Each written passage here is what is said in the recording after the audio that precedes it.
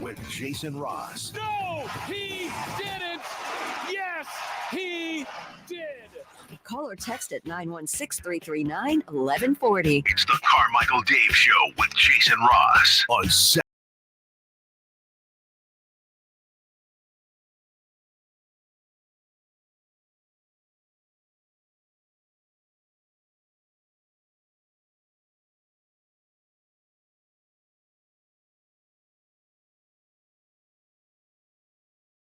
early. Good morning, especially to Kings fans, but to all, but especially Kings fans. Good morning.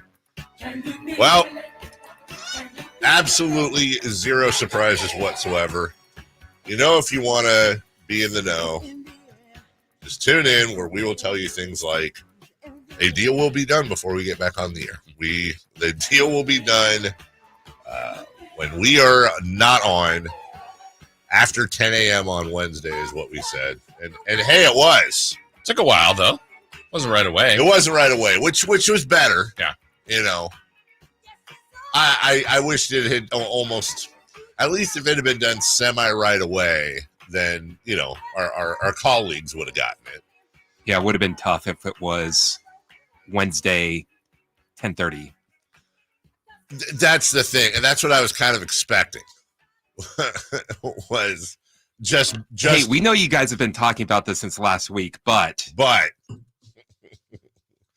and here we are. It was a weekend. Jordan McLaughlin is a new Sacramento King. That's the big news, and we will break that down. 6-foot guard, plays a little defense.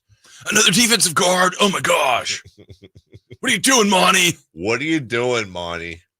And I got into it with one of our Kings Herald. Not get into it, but you know, we were debating because he was saying, "Hey, you know, we still have some room left. Maybe take a pass on Matisse Thybulle, who I love." But I feel like we're there on the backcourt. The backcourt. I feel like we're there, even though we drafted a guy with a broken shoulder or whatever that is. Wow. I don't know what it is. Hey, let's draft the guy with the bum shoulder. Did you do your medical? No. Oh, he'll never play? He'll play. Yeah, exactly. And I know the answer. Look, here's the answer we're not going to get. The question would be, hey, would you have drafted this guy knowing that he's likely, and by the way, if you're not familiar with what we're talking about, Devin Carter is going to have shoulder surgery. We don't know yet, but according to internet doctors, and when I say internet doctors, I mean actual like internet doctors, that sportsy doctors that say, oh, that's the injury. Well, here's it's been thrown out 6 to 8 months on the high, beginning of the season. And so the question that and I'm not saying they wouldn't give us a straight answer, because that might actually be the straight answer, but would you have still drafted him knowing that this was going to be the thing? Now they've said they don't, there's no worry about it being a long-term thing or a career thing or whatever. So look, if that's your guy, and it means that he's going to miss, I don't know, 10 games, 15 games to start the year. I'm just throwing numbers out there. Well, that shouldn't take you off of drafting him. It's just disappointing. Correct. And again, we talked about it last week, got to hold to it. Hey, if the guy is getting shoulder surgery, he's going to miss the beginning of the year, which is the assumption here. I'd love to know. I'd love to know why there was no medical. What did they refuse medical? Was it asked? Was it just not asked? I mean, these are not things we're going to spend a ton of time on. These are things that I think are relatively important when looking at how, and trying to grade how the front office is doing. But that being said, DeMar DeRozan is a Sacramento King. Yes. Very exciting to me. Yeah, very exciting. And why are you excited? Not that you shouldn't be. I'm asking. Just in general, I mean, as a player, I mean, look, I know we've got multiple hours on this today talking about the fit, the signing, what it costs, all that kind of stuff. For the better part of 2+ years, I think he's been the guy that I think would be a fantastic player for this team. And I know the season where they were the 3 seed and at the deadline, I think that was a player that the perfect fit for someone for this team. I think would be a guy like DeMar DeRozan. And here he is a little bit later. And I know some people have discussed fit in a negative way, and that's fine. Some in a positive way. Who's it going to cost? Who's it going to hurt? Who's it going to help? These are all things to be determined, right? And so I think this is very exciting. And then the overall thought, Dave, I would say, is you could say this is as far as impact, one of the greatest players they've ever acquired. Ever. Yep. I would say, I think from the surface, it's top 3 free agent signing if you count Monk. Mm-hmm. That's been the general consensus. It's Vlade. It's Vlade and it's DeMar They acquired DeRozan. a Hall of Famer. They acquired a Hall of Famer. They did. Now it's at the end of his career. Yeah, they also acquired a Hall of Famer a couple years ago, Vince Carter. But I think DeMar is at a different level. He's the amount of people. I was looking at this yesterday. Assuming he has a standard season for DeRozan. Yes. The amount of people this year that G-Man and Mark and Kyle will be saying, DeMar DeRozan with that bucket has just passed Jerry West. Has just passed Larry. Right. He's already passed Larry Bird. I mean, I was looking at it going, man, he is going to pass some massive scoring legends this year. He's a scorer. There's no doubt about that. He's a scorer, and he is a guy that will he is not a point guard, yet he's a guy that will pass the ball. Absolutely. I think it's fair to say not a gifted passer per se, but a guy who can find the open. Well, when he was with San Antonio, he was. I remember actually doing a couple Kings Spurs games and going, man, when did DeMar DeRozan turn into? I think there was a game in the bubble that I did that I want to say he had like 12 or 13 assists. And he was just a gifted playmaker that game. And he's, it just depends on what role he's in. 7 assists at 31 years old in his final year with San Antonio. He spent 3 years in Chicago, coming off a year, Jason, where he played 79 games. Averaged exactly 24 points, just over 4 rebounds, 5.3 assists, 4.3 rebounds on 48% shooting. Not really a 3-pointer guy. Right. He is the king of the mid range, and there's a lot to get into. Is he a free throw merchant? Is he a free throw merchant? Or does he just get there?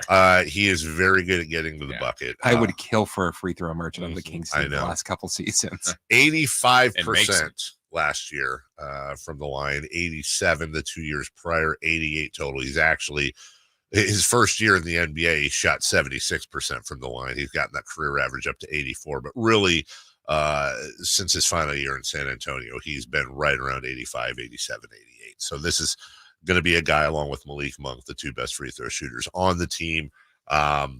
We will talk about spacing. Yeah. We will talk. Look, we're going to talk about the good, which I think it's predominantly good. And then we're going to talk about the challenges, right? Which there will be some challenges. There are some questions. And also the idea of, are the Kings done? I think it's safe to say Ingram, Levine, those probably aren't happening. Markkanen, could Kuzma still happen? I guess. I always kind of got the feeling that was there as, I don't want to say a backup, but if nothing, like for example, had they not signed DeRozan, I feel like one of those other guys would be here now. Yeah. But then it's okay if they were to grab a Kyle Kuzma. I don't know, right? I'm not as high on the Kuzma deal as I was without this pre-DeRozan because it's going to be a little repetitive. But I think the biggest need now is your 1, 2, and 3 are you're pretty good there. Yeah, and that's also right now they still have Kevin Huerter. Correct.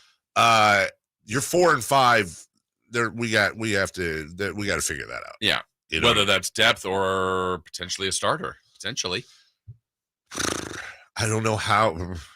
The thing is, and I mean, we're going to talk a lot about that today. That's probably going to be the main through line of the program, I would imagine, because you got let's just call it your 2 locks, lockety locks, Fox and Sabonis. So throw that aside; they ain't going anywhere. I'm pretty sure Keegan's a lock. I have a hard time believing Keegan's going to come off the bench. I would single-digit percentage points off of Fox and Sabonis as far as a lock. I don't know, but I would imagine you can throw that aside too. And the thing about Keegan, we've always talked about, he can play 3 or 4.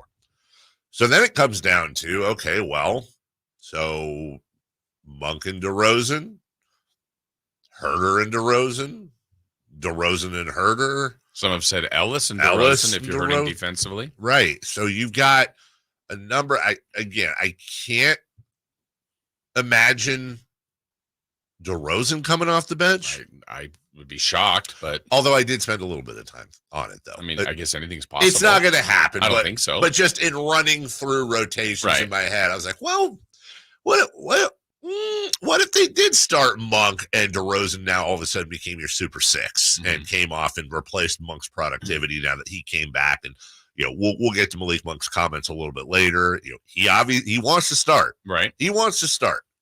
And I don't know if Malik Monk starting is the best thing for the team, and that's the decision you have to make. But as a Kings fan, I'm also inclined to want him to start, because let's not forget, this whole thing kicked off with Malik Monk coming back on an incredibly friendly 4-year deal. So that's a question. But can you go Fox, Monk, DeRozan? Okay, you put DeRozan at the 3, Keegan at the 4, DeMontis at the 5. You're asking a lot out of Keegan Murray and Domantas Sabonis defensively. Yes. A lot out of them. And that, let's just assume Keegan's going to continue to improve. There's no reason not to. But you're still asking a lot out of him to guard bigs every single night. Correct. And then you have Sabonis, who had his best defensive year ever last year. Yeah. But my God, that's a lot to put on that dude.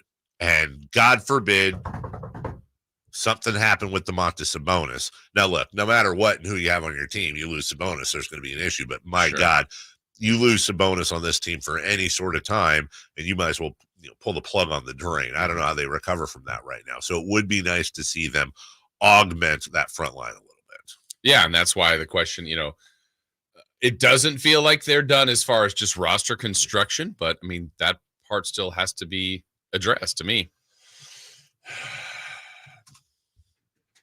Yeah. Just go get Bobby Portis or just do it. Brooke Lopez would be interesting still, I think, now. Yeah, I mean, again, there's questions with that, like with every move there, right? I don't think, when you see the positives people write about it or the negatives about it, I don't think there was a player that if they did this, we'd go, there it is. They did it. They figured it. I mean, okay, even if it was Giannis, you go, all right, totally get it. Roster's balanced, perfect. Yes. Maybe that's the closest one. I don't know. But there were going to be questions no matter what they did. Yes, there were. There was with no Markin. If someone loved Markin the most, or Ingram, or Kuzma, or Levine, or another player in the league, Bridges was very popular. Mikal Bridges would have helped tremendously. Yes. Then there would have been some questions there too, right? It just depends on what they would have had to give up. All that stuff. We'll break here. Dennis making a comment. Dave's off his Ben Simmons kick finally. I am. Here's why. For a number of reasons. By the way, and again, that's like 80% trolling, but also just for fun, I did actually get in the trade machine over the week. Yeah, you can't. That's dead. We literally could not afford Ben Simmons unless we gave up Murray, Fox, or Sabonis, and I don't like him that much. So we can have a funeral for that. Oh. Put that to bed finally, Jason. So free agency next season. 100%. We're a year away. That's the big move in the there's like, why would we absorb the contract? We'll just wait and see how he does this year and then go, oh my God, Ben Simmons' free agency next summer is going to be weird. That's going to be so weird, isn't it? Well, obviously, depending on what he does this year. Yeah. Very weird. So where are the Kings right now? Where do they go? What are they? What's their ceiling? What's their floor? DeMar DeRozan, who is he as a human? Who is he as a basketball player? What does he do? What doesn't he do? And Monty's offseason as well. So we got a ton to talk about and to catch up over the last 4 days of us being out of here. 1-800-920-1140 is the phone number for you to communicate with us. Also, the text line at 916-339-1140. We'll take a quick break. We'll come back with leading off next. What's the missing piece for the 49ers? Which names will they add during free agency? Whether it's in season or off season, the coverage never stops. Get the latest 49ers news on Sacktown Sports and sacktownsports.com. Ooh, ma. What was that? That is business phone bliss with the Ooma Cloud phone system. It handles all our voice, video, and messaging needs. You sound very calm. I am. Ooma has everything I need to run my business more efficiently, like virtual receptionist, call routing, and video conferencing. And it starts at just $19.95 per month per user, plus taxes and fees. Ooma. Nice. Find your business comm at ooma.com/radio. Hi, I'm Angie Hicks, co-founder of Angie. When you use Angie for your home projects, you know all your jobs will be done well. Roof repair? Done well. Kitchen sink install? Done well. Deck upgrades?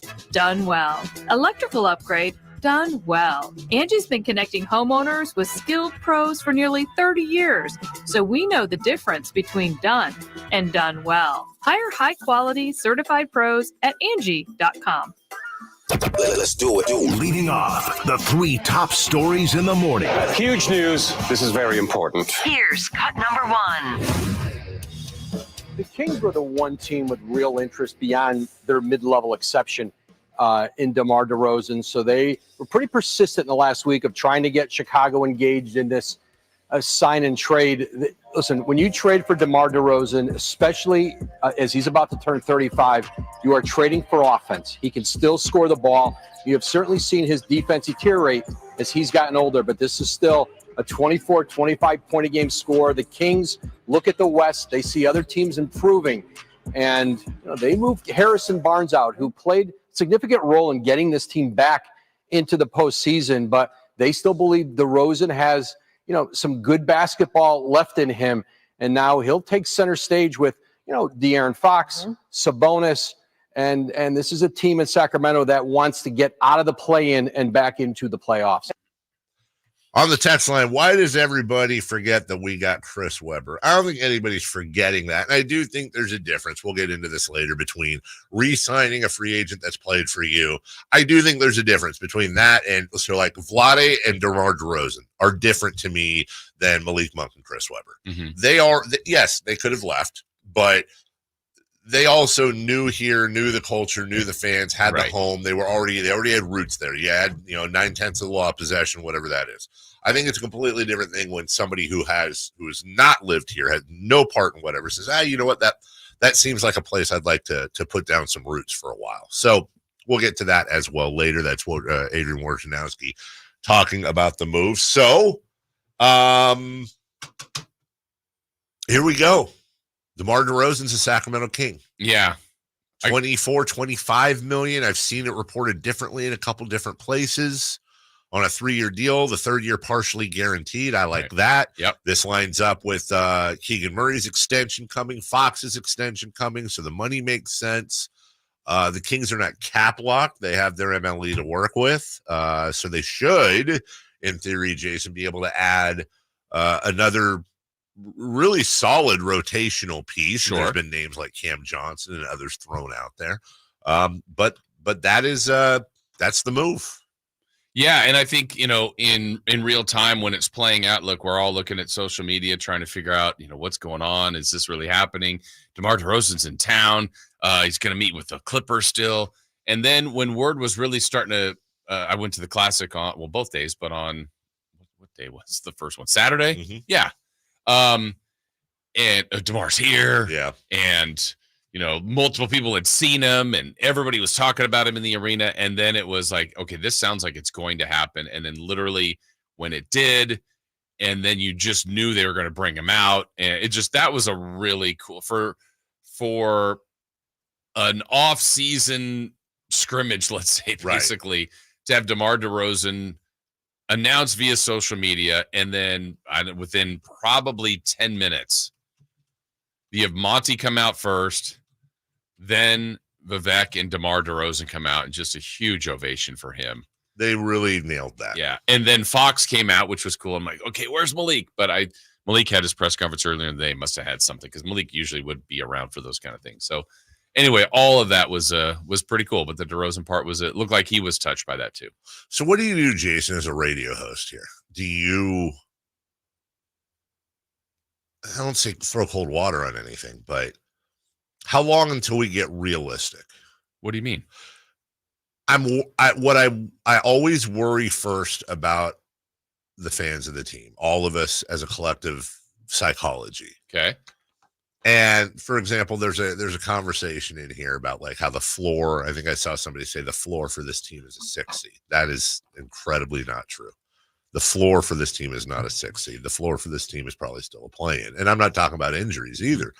I'm talking about there's some real conversations we have to have. This team did not get better defensively. Okay. They didn't. Right. I would say leadership for leadership. I love that. You go from HB and his leadership. DeMar DeRozan's a guy everyone listens to and people absolutely love.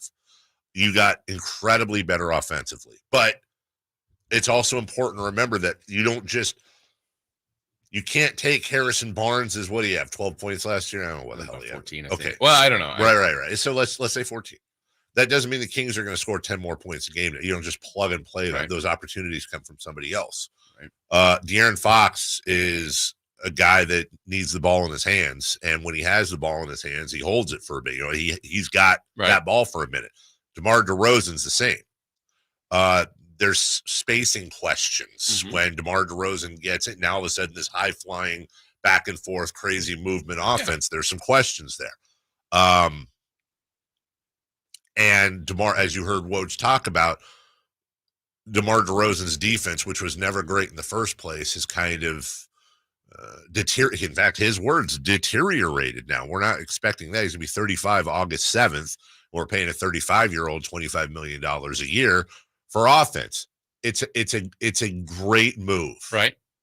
It does not solve those frontline defensive issues this team has. It does solve some of those offensive issues and those spread issues but that's now going to allow a lot of guys like Fox, obviously Monk, Herter, Ellis to catch and shoot a lot more than they can because DeMar can screw around on the inside and do his thing. He's tremendous at that.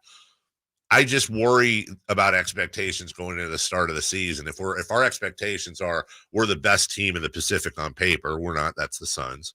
If our expectations are, the floor is 6. By the way, we might be the 3, 2, or 1 seed. I don't want to cancel that out. Right.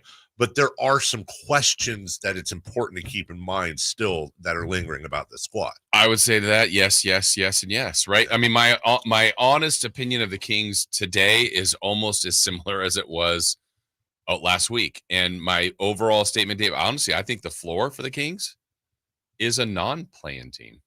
I agree. I agree with you. I was actually trying to stop, but I agree with you. And I think the ceiling is a 1 seed. Wait, hold on. Just to be clear, when you non-play-in, meaning 11th, okay, or just worse. Want to make sure you're not saying 6. You're saying yeah. I got no. You. And I think the Kings are in a group of honestly, people are gonna think. I think that's OKC. I think that's Dallas. I think that's the Lakers. I think that's the Suns. I think that's the batch. Yeah, some like good teams are gonna miss. Yep. Kings could be the team. They were a good team last year. That's right. They were good. That's right. They weren't great, but they were good.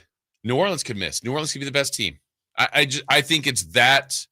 Honestly, I think it's that fragile. Now, I think they got better. Yes, but I think there are questions for sure. And to your point, by the way, now I'm being positive, Harry. I will say this. I think it's more, if you told me that one or two things were going to happen, the Kings were going to miss the playoffs or be a top 3 seed in the West, I'd take the top 3 seed in the West if I had to bet. Right. So to your point, it is just so, but if we get mixed into the floor is the 6 seed. Yeah. They're not Boston. They didn't turn into Boston. No, they did not. But I think they got better. But, the people that have questions and doubt, I get it. I get it. But I think just talent for talent, they got better. It honestly fills a lot, even if you just look at free throw shooting, getting to the line late in games. Absolutely. Convert, just even that, it fills a huge void. Yeah. The thing that I keep landing on is you were there. I'm at the New Orleans play-in game when Fox was good. Murray and Sabonis just couldn't get going. They didn't have Monk. And then you go, Man, it would have been nice to have another go-to guy. Well, that's the game. Look, they load Herb Right. Jones, all those talented wings on Fox. I'm not saying DeRozan saves the day, but that'd have been nice to have him then last year. You better freaking believe it. Cut number 2, please. Cut number 2. So we know he's dealing with one. I think we got to get him in here and get with our doctors and just see what it is. But we're what we get through the draft process. Our docs are confident. We've been in touch with this team. All right, that's Monty McNair talking about Devin Carter's surgery. We're going to get to that in the next segment as we do some Kings news that's not DeMar DeRozan, since we'll be focusing that on that all day. And we spent a lot of time on DeMar DeRozan in that last number 1 in leading off. So let's skip ahead to number 3, please. Cut number 3. Cut number 3. Like I said, it felt like home here. It just felt right. Everything felt right. I don't go anywhere, feel uncomfortable. I go everywhere and feel comfortable, and that's a home, I feel like. So I'm back. Yes. Malik Monk is back, and you're going to be in trouble. Yep, and you know what? We got to get – by the way, I called both of our communications folks over the weekend to after Malik's press conference. Because one of the things he said is, I want some of the golf memberships to get, he's aware of all of that. So trying to effort Malik Monk. You know what they said when they called me back? What? I don't know. They haven't called me back. So we'll continue to work on that and try to get Malik on so that we can get, I don't even know if he's aware of the key to the city part either. That's got to be cool. Yeah. He gets the key to the city. Open up all the doors. It's a huge honor. He can go anywhere he wants. Go into our house. Absolutely. My house. Not in the city. Loophole. He'd go to my house. Oh, you know what? Chris's. I'm county. See? He can only come to my house. That's right. We're hanging out with Chris. That'd be a fun show. Chris and Malik. Chris and Malik. Chris. Hanging out, watching Euro 2024. Just Yeah. best buds. Yeah, absolutely. Hanging out. Yeah. Watch Peaky Blinders. Whatever you want to do, buddy. What do you want to do? Want something to eat? Whatever you want to do. Let's get some chos. We'll take what? Let's get some chos. Sorry, that's what my daughter calls our dog. So that threw me for a second. Like, you want to get a dog? We'll take a break. When we come back, we'll wrap up the other Kings news before we get to DeMar DeRozan. All day long, the newest Sacramento King is that's official, man. He is here, and we now have at least one of the guys in the Not Like Us video. So there you go. We'll take a break. We'll come back with all that next. You never know what you might hear when listening to a Sacramento Kings game. Out of Keegan, going for another triple.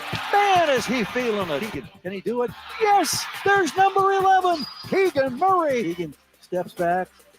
He just knocked down his 12th three-pointer, a Kings franchise record. He's got 45 points. Never miss a moment of Sacramento Kings basketball with Sacktown Sports and the Sacktown Sports app. Sacramento weather is brought to you by RC Willey Home Furnishings. I'm Tamara Berg in the KCRA 3 Weather Center for your Monday.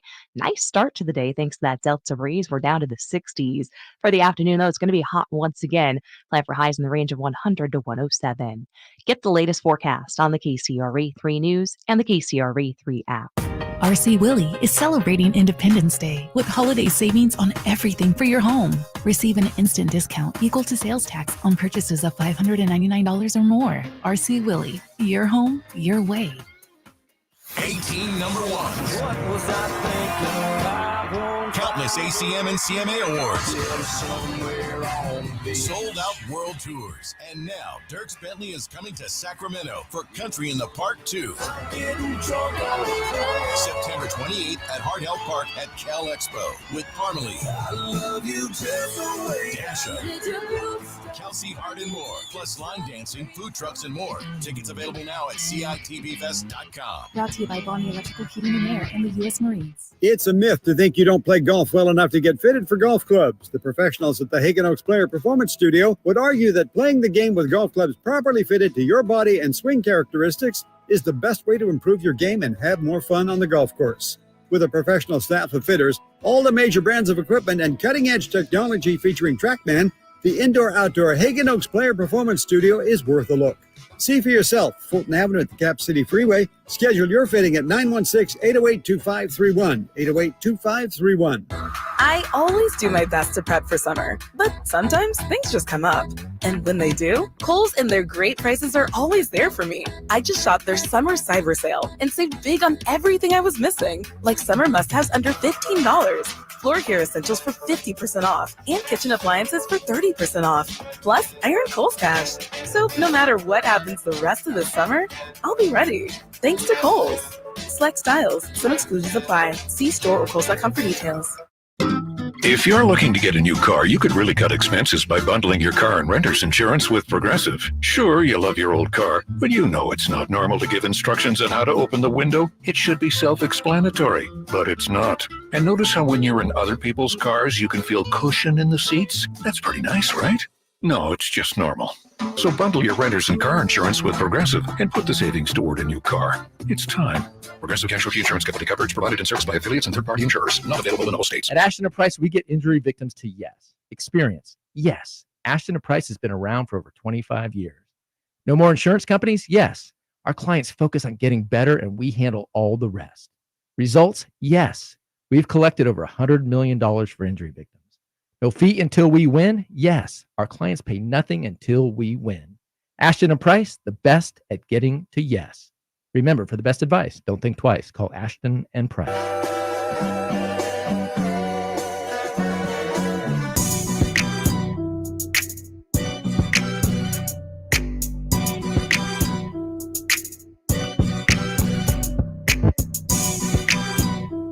The Carmichael Dave Show with Jason Ross. Call or text at 916-339-1140. On Sacktown Sports.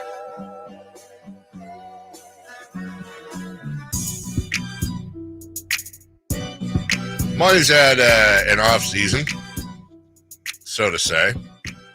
Let's recap that. And yeah, let's see. When was the DeRozan signing? Was the 6th? Saturday, yeah. Saturday was a big day, Malik. Mm-hmm. Kind of formally introduced. So you had the debut on the 4th of Kendrick Lamar's video, Not Like Us, featuring DeMar DeRozan. Briefly, but he was in there. Go with featuring. And then now he's here. Monty's offseason so far, Jason.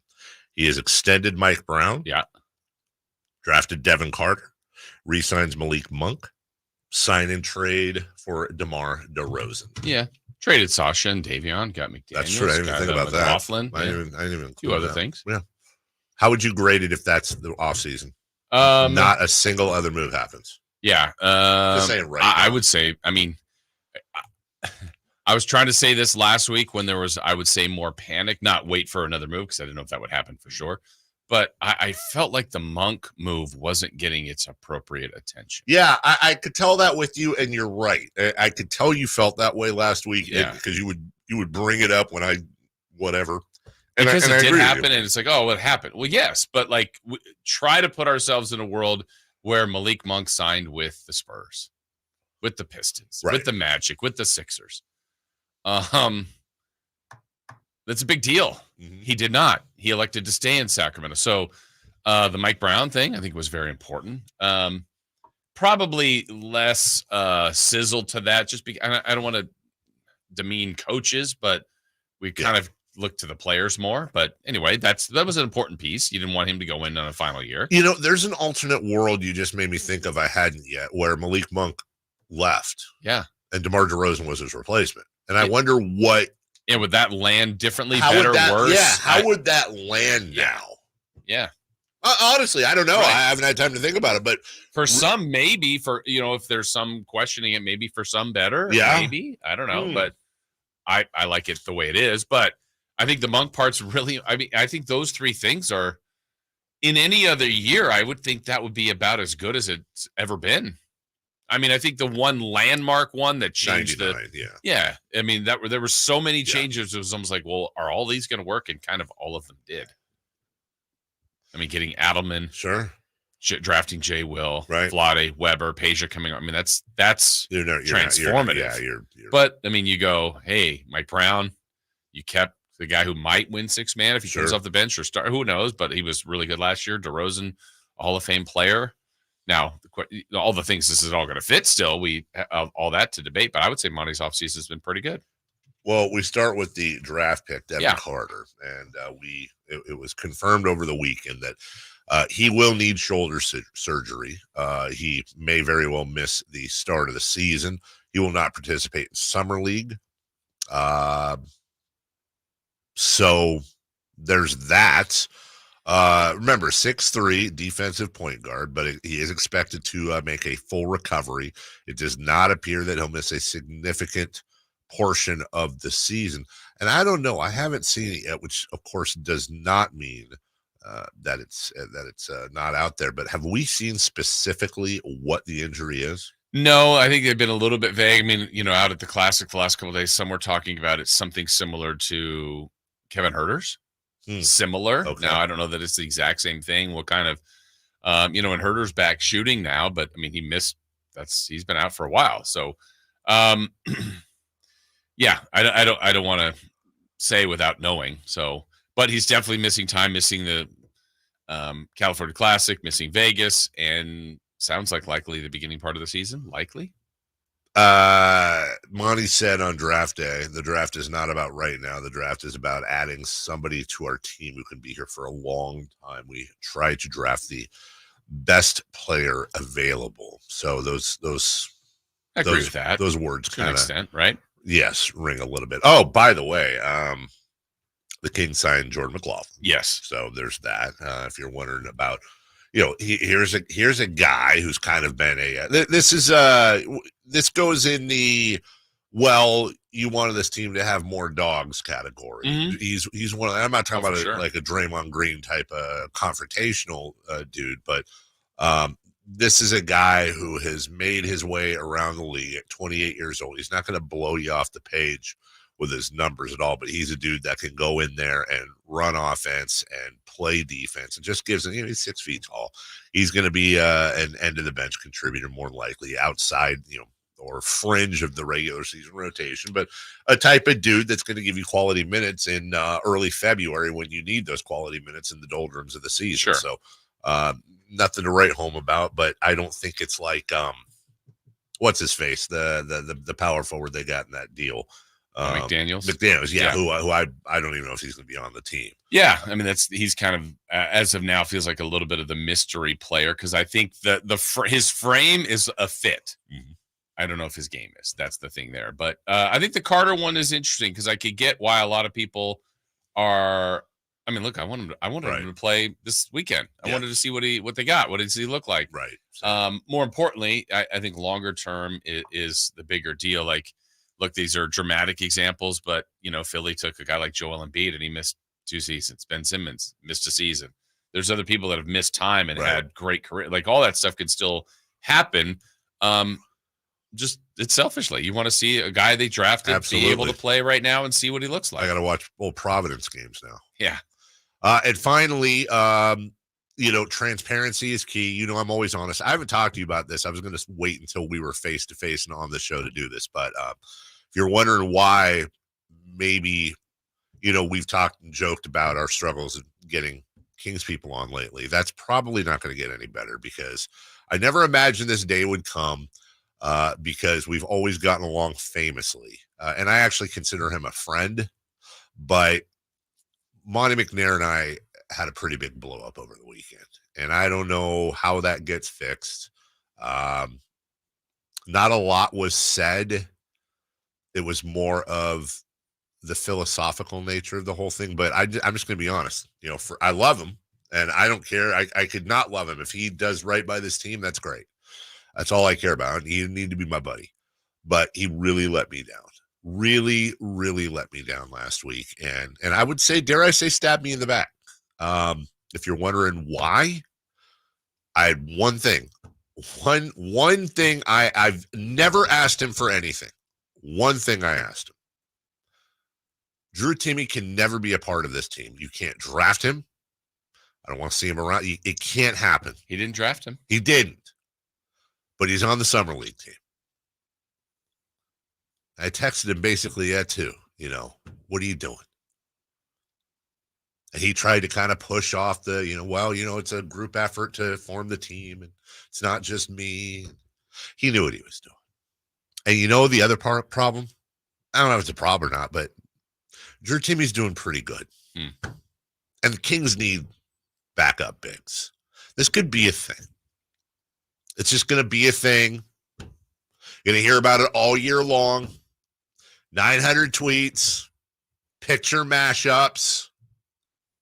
So one thing I asked him, just, you're a good guy. Can you not do this? And if you're new and you don't know why, it's because there's people out there incorrectly that feel like incorrectly? I think incorrectly. That feel like Drew Timmy and I, like Drew Timmy looks like my adult son. So we'll solve this at some point. I'll get out there. I didn't see him wearing a headband. Was he wearing it? Yeah. No. I'll bring a couple of white headbands, maybe something. Well, if he's not wearing them. Yeah, that's true. Maybe that was his college thing. Every time he scores, 900 tweets. Hey, man, you're looking good out there. You're getting up and down the floor. Hey, I didn't know we signed Dave to a summer league deal. It's offensive, and it's hurtful, and it's wrong, and it's Monty's fault. So we'll keep you up to date. It's our job. Upset if he helps lead him to a title. You know what? That's called taking one for the team. He helps lead him to a title. That's great. We've got Herder guy that goes to all the games. Yeah. Can't you be the Timmy guy? Full jersey. The thing is, that if they end up if they end up signing him for the year, there's a 1,000% chance he's our King's guest. He's like a regular. In media day, I'm going to leave that interview and leave it up to you too. Just have the YouTube picture of you guys talking to each other. Split screen. Look at us. It's the Spider-Man meme. Who'd have thought? Since it's been so tough to get King's guests, maybe you just pretend to be Timmy. Just pretend to be Drew Timmy. And I'll interview you. Dave had to leave. Drew, what's it been like? Just show up in a Timmy jersey? Yes. We'll take a break. When we come back, our federally mandated. Guys, I get it, but we got to do it. It's an FCC law. And Jason, you wrote this today, and it's actually a fine safer out. You didn't mail it in on this one. No. You asked some pretty good, intriguing DeMar questions. DeRozan heavy. Oh, wait, maybe not. We got Malik Monk to get to at 7 a.m. 3 for Madness. DeMar DeRozan back and forth. By the way, speaking of Jason Ross, look at this get. Chuck Swirsky, Swirsky. What a great name. Friend of the show. Chicago Bulls radio voice. He's going to join us at 8 a.m. So we have your coverage of the Kings, their moves, DeMar DeRozan, and more. All the way till 10 a.m. when Styles and Watkins take over. Unfortunately, I guess Styles not eating a Carolina Reaper. That's unfortunate. We'll take a break. We'll come back right after this. You never know what you might hear when listening to a Sacramento Kings game. Out of Keegan, going for another triple. Man, is he feeling it. Keegan, can he do it? Yes, there's number 11, Keegan Murray. Keegan steps back. He just knocked down his 12th three-pointer, a Kings franchise record. He's got 45 points. Never miss a moment of Sacramento Kings basketball with Sacktown Sports and the Sacktown Sports app. Hey, it's Carmichael Dave for American Energy Heating and Air with a question. Have you recently had a technician diagnose your HVAC system and you were a bit surprised at how much it cost? Or did something seem off about their quote? Because at American Energy, they take pride in giving you honest, straightforward solutions to get that system up and running. Have their qualified technicians come out and give you a free second opinion. It's free. You got nothing to lose but some dollars off of that original quote. They're making the uncomfortable comfortable. They've been doing it since 1981, serving the greater Sacramento area. A+ with the Better Business Bureau. That's why they keep having customers coming back for more and more and more. You can call them and set that appointment at 916-520-9990. That's 916-520-9990 or AmericanEnergyAir.com. Call 916-520-9990 now. If you've been on the American River, it's uphill, it's downhill. There's trails everywhere that you can walk, and it just makes you happy. And I couldn't walk, and it was terrible. I was turning into a real crab. I went to the Good Feet store, and I tried on the arch supports. I could not believe that I was not in pain. I can walk, I can run, I can jump, I can do anything. My name's Terry, and that's my Good Feet story. The Good Feet store in Sacramento, Roseville, and Vacaville. Slash presents Serpent Festival, a celebration of the blues. Friday, July 12th at the venue at Thunder Valley, starring Slash, Warren Haynes Band, Samantha Fish, and Eric Gales. It's gonna be a steep climb. Don't miss an all-star night of blues, Friday, July 12th at the venue at Thunder Valley. For tickets, visit ThunderValleyResort.com. Serpent Festival. The Open Championship celebrates its 152nd anniversary this month at Royal Troon in Scotland. Hi, this is Frank LaRosa with a word about Naturewood Home Furnishings. The game's top players assemble for a chance at the coveted Claret Jug. The Open Championship is about tradition, excellence, and class. And you'll find similar qualities at Naturewood Home Furnishings as they assemble the finest furniture and brand choices for your selection. When you visit Naturewood, you'll be amazed at the gallery of superior furniture available for your lifestyle, for your decor, for your home. This weekend during Naturewood's bedroom sale, you're sure to find the perfect piece you've been searching for. Naturewood is proud to bring you Open Championship updates on this station and proud to offer you the finest furnishings available. Naturewood Home Furnishings, off Highway 50 at Hazel. Look for the Waterville. Elk Grove Kia and Elk Grove Auto Mall is under new management, but you can still expect that same 5-star experience. Celebrate 4th of July in a 2024 Kia Forte for only $169 a month, or get 4.99% APR for 72 months on a new Kia Seltos. Come take a test drive Elk Grove Kias in the Elk Grove Auto Mall and online at elkgrovekia.com. Forte lease plus tax, $4,999 to its signing, $0 security deposit, 10,000 miles per year, 26 per mile excess, 5 available. Seltos offers $16.06 per month per $1,000 financed. No down payment required, available on approval of credit. Ends July 8th, 2024. Big O Tires proudly sells our own brand of innovative, newly designed tires, like the Bigfoot AT2 with improved all-terrain traction, and the Legacy All-Season Plus that keeps you on the road in any weather, with every set backed by our ProTech Plus warranty. And right now, get $80 to $100 instant savings on 4 select in-stock Big O brand tires with installation purchase. Now through July 28th. Big O Tires, the team you trust. No carryouts, not valid with other offers. Eligibility may vary. Disposal fees extra and shop fees extra where permitted. See store for details.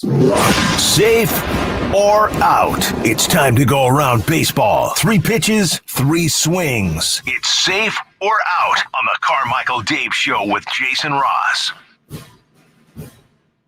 All right, coming up next, we'll hear from Malik Monk. We got some clips of his conversation with the media over the weekend. We'll break those down. Don't forget Chuck Swirsky, radio voice of the Chicago Bulls at 8. The culture of the Sacramento Kings. I was just going to say it's not basketball hell anymore, but I'm going to reiterate, I still think we should embrace that. Mm-hmm. I think that should be in a positive way. A whole mark. Welcome to basketball hell. You're going to burn. Safe or out, question 1. I think that's a Lastasari thing. A what? Lastasari. Lastasari. Lastasari? Soccer team. Oh, yeah. Welcome to hell. That's where I got it from. MLB has 32 first-time All-Stars. Safe or out? This is good for baseball. That's weird. Yes. How many people are on the roster? I know. 40? 50? Well, like one of them's Paul Skeens. Like, that's right, awesome. Of course. That's great. But then you're going, yeah, is this good? Probably, I guess. I mean, the good is, hey. Or are we going to go, who are these guys? The game's in great hands. Mm-hmm. There's a lot of young up-and-comers. This is by the way, somebody posted over the weekend, I saw it. It was like the 1997 AL All-Star roster. Mm-hmm. They were going through the like the starting lineup. It was like, I think their lineup was, here we go. It was Ripken, Edgar Martinez, Roberto Alomar, Ken Griffey Jr., Frank Thomas, Jim Thome, Ivan Rodriguez, Alex Rodriguez, Mark McGuire, Nomar Garcia-Parra, and Clemens was pitching. And they just kept going down the line like, oh my God. So the thing there is that I'm pretty sure everyone's Hall of Famer, but the steroid, right. Guys, right. So like I look at something like this, and no more. And I go, well, is that like, are we going to see that today? Yeah. Or wow. This year? Mention that 2024 roster. It's look, I'm always ripping on baseball. I'm going to say safe, game's in good hands. Yeah. What year was that? 97. 97. Yeah, and it might have been 99 that they posted, but it was late 90s, and it was be a lot of the same guys. This is where I'm going to be a nerd. It had to be 99 because that's when Nomar started, because Derek Jeter gave up his spot. That would also mean Pedro Martinez was pitching. What? Why did that? Sorry, I had to do a Kyle right there. No, that's okay. What? What was? Why did Jeter give up his spot? Was he hurt? No, because it's in Fenway. Because he's a heck of a nice guy and a model American. You know what? That's what the captain. I mean, your starters this year: Adley Rutschman, Vladdy Guerrero Jr. Why was everybody's ripping Vladdy Guerrero last week? Why? He's a starting first man, which means he's the best, obviously, and not the vote whatsoever. Jose Altuve, Jose Ramirez, Gunnar Henderson, Aaron Judge, Stephen Kwan, Juan Soto, and Yordan Alvarez. It's pretty good. Yeah, I wonder how many of those are going to be Hall of Famers and how many are just like, well, there's that guy. Yeah. I mean, I could not pick up. They all can't be Aaron Judge. I couldn't pick out Jose Ramirez or Stephen Kwan. It sucks because they're both in the Cleveland Guardians. I couldn't pick them out of the lineup, man. That's just me, though. I'll say safe. Question 2. Did you say safe? I did. Okay, sorry. Question 2. The Oakland A's lone all-star is closer Mason Miller. Safe or out? He will be the lone all-star next year, too, in Sacramento. Out. He won't be an A. No, he will not be an A. He will not be an A. By the way, over the weekend, we'll have an all-star next year. Huh? We'll have an all-star. We'll absolutely have an all-star. The conversation has turned, but it was interesting over the weekend. Somebody posted like 8 clips. It was a lot of the Orioles broadcast crew just going in. They were going hard. And what's unfortunate, like I'm 100% here for going in on John Fisher. But what really stinks and what's starting to happen is the focus is also turning towards, and imagine these guys are playing in Sacramento next year on that turf. Wait, isn't that what you were saying? No, that's my point. That's why I was saying it's okay for us to say it. The national zeitgeist, if you will, is going to become, they're in that hole with the AstroTurf. What a crappy place to play. Can you imagine? That is baseball hell. And it just sucks that Sacramento's baseball brand, as we've talked about repeatedly. See, we should get behind the hell part. So basketball hell in the positive way, and then it could be baseball hell in the negative way. Yeah. Yes. Big time, super out. Yeah. At this point, I don't know what other A would be. What's the roster going to be? The token A next year. Yeah, someone has to have one. Yeah. I'm just going to say safe because I'll assume somehow for some reason he's still on the team and he'll be the guy, but that's probably a reach. Hey, not for nothing, just totally unrelated to anything. You know who has the least amount of points in the standings in the MLS? San Jose. Shocker. No, that's the Earthquakes. They have 4 wins, 2 draws, and 16 losses. But they're trying hard and they're having fun. I'm trying to remember who owns the San Jose Earthquakes. We'll look it up. I'll look it up. Yeah. Question 3, please. Logan Webb and Elliot Ramos made the all-star team for the Giants. Safe or out? This is too many for the Giants. So they both have had really good years. Yeah, Logan Webb, absolutely. That's about as lock can be. Well, let's look at it. Elliot Ramos. His year so far this year, he is batting .299 with 12 home runs, 26 runs, 41 RBI, and a couple of bags. It's pretty good. Yeah. To my knowledge, I'm sure there's always, when you have that many all-stars, there's still snubs, but did they take a spot from somebody? I don't feel like they're undeserving. I'm being honest. I'm going to say, it's just right. Not safe or out. I'm going to say replay. We'll review it. It's close. Yeah. Seems like it's okay. Because I just don't know. They're not a great team, but they have 2 guys that are having all-star type years. By the way, this happened overnight. The Reds and Giants swung a late night deal 3 weeks prior to the trade deadline. The Reds have acquired outfielder Austin Slater in exchange for lefty Alex Young. Cincinnati is also receiving apparently a two-sport star cash considerations, which has been cash considerations has had quite a few stints with the Kings, but apparently also plays baseball. So cash considerations also going to the Reds, and the Giants optioned Young to Sacramento. If you're wondering who in the HE double hockey sticks is he, he's a guy that is, he's okay. He's 30, and he has had a few cups of coffee in the majors, and How does he like his coffee? Trying to think. Well, there's a line about that in Airplane. I can't remember. Yes. I'm gonna say he likes it. You know, like me, a little bit of hazelnut creamer. Yes. Oh, you put hazelnut creamer in your coffee. You probably put fruit in your beer too. Has it been awkward with HB having to get all of his stuff out of your house? No. Wasn't gonna bring it up. I know. What is the roommate situation? He's over there. Is he over there? Oh, yeah. He's farther away from you than he's ever been. I know we're paying homage to him a little bit later in the show, but it might be time now. We'll do a pre-homage. Okay. He probably moved it all himself. No hyperbole here. Best roommate I've ever had. Yeah. Honestly. Meticulously clean. He left you a gift, didn't he? Yeah, I don't know if I'm ready to share that, though, but he did. It's personal. An upper decker. He left me.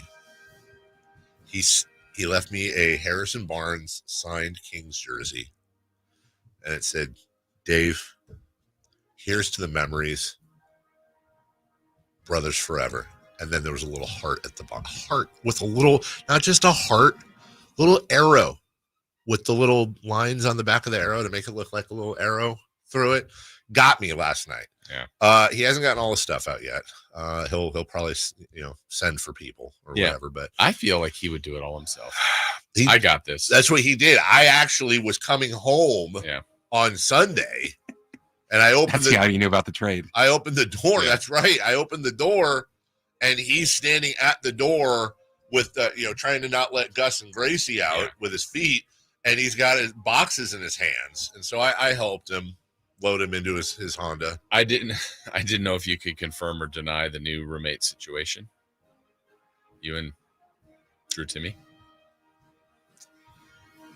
There's been an inquiry. Let's just put it that way. We're having lunch later in the week. But you want to talk about big shoes to fill? I don't know yet, but I'm just going to guess.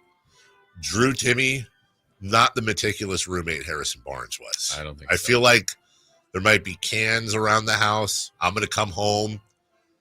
Harrison always watched TV in his room. Yeah. Or more to the point, he read a lot. He rarely watched TV. He would read to you.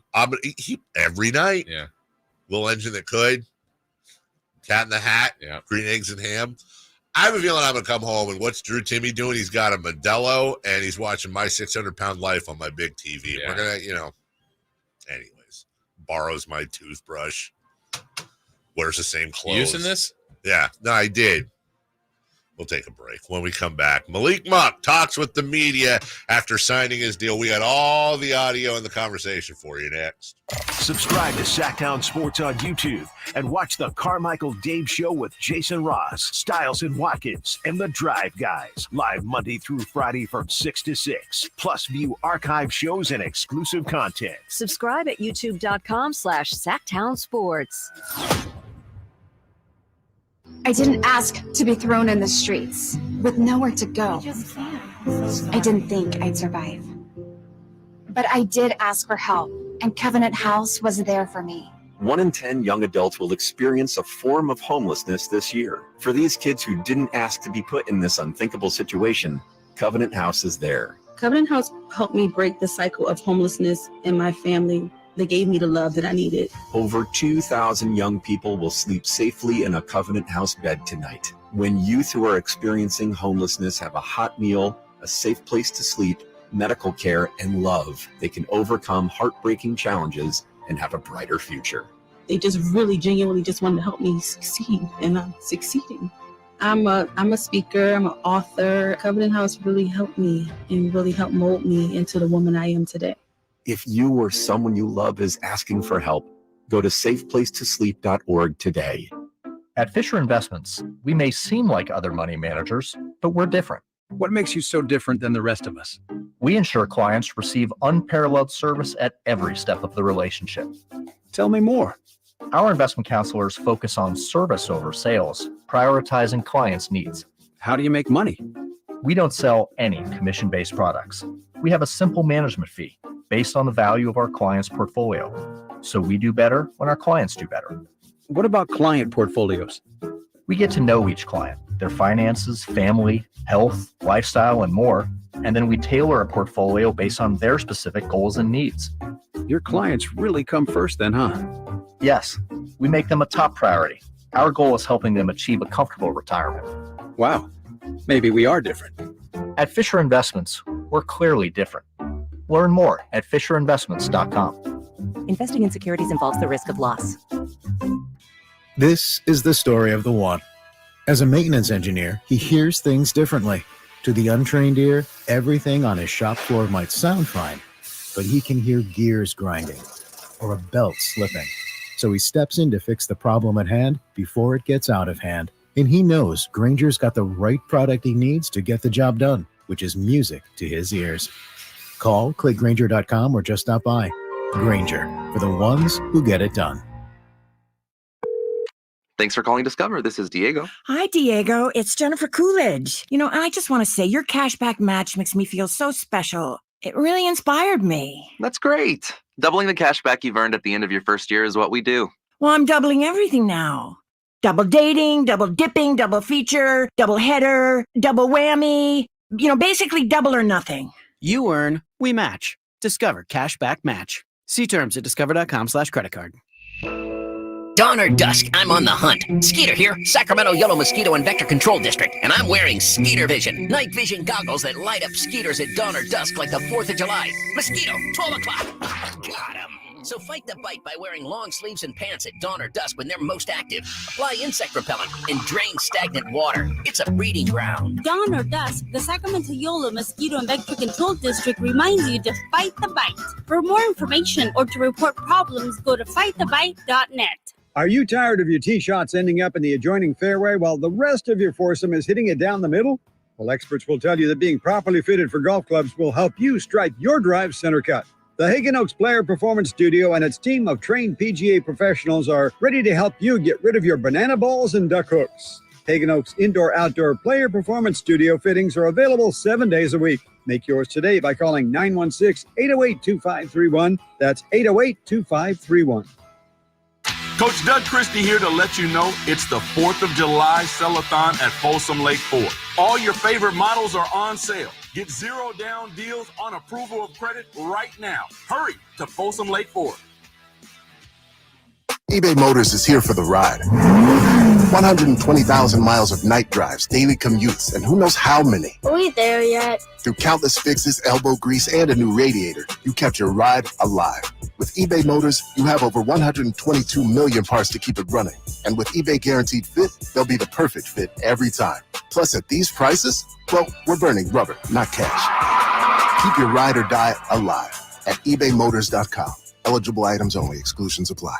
You go into your shower feeling, but as soon as you reach for the Irish Spring, your day immediately gets better. That crisp, fresh, unmistakable Irish Spring scent zings your brain and awakens your senses. So when you finally emerge from the shower, 37 minutes later, because you pay the water bill so you can stay in there as long as you want, you're ready to take on the day and smell great doing it. Irish Spring Body Wash and Bar Soap. Fresh, green, Irish. Shop now at Walmart. KHTKAM HD1 Sacramento, KYMX HD2 Sacramento. From the Power Business Technology Toshiba Studios. This is Sacktown Sports. The Carmichael Dave Show. He's on the microphone when he's not on the microphone. He's playing a song, and when he's not playing a song, he's on the microphone, and then boom. With Jason Ross. No, he didn't. Yes, he did. Call or text at 916-339-1140. It's the Carmichael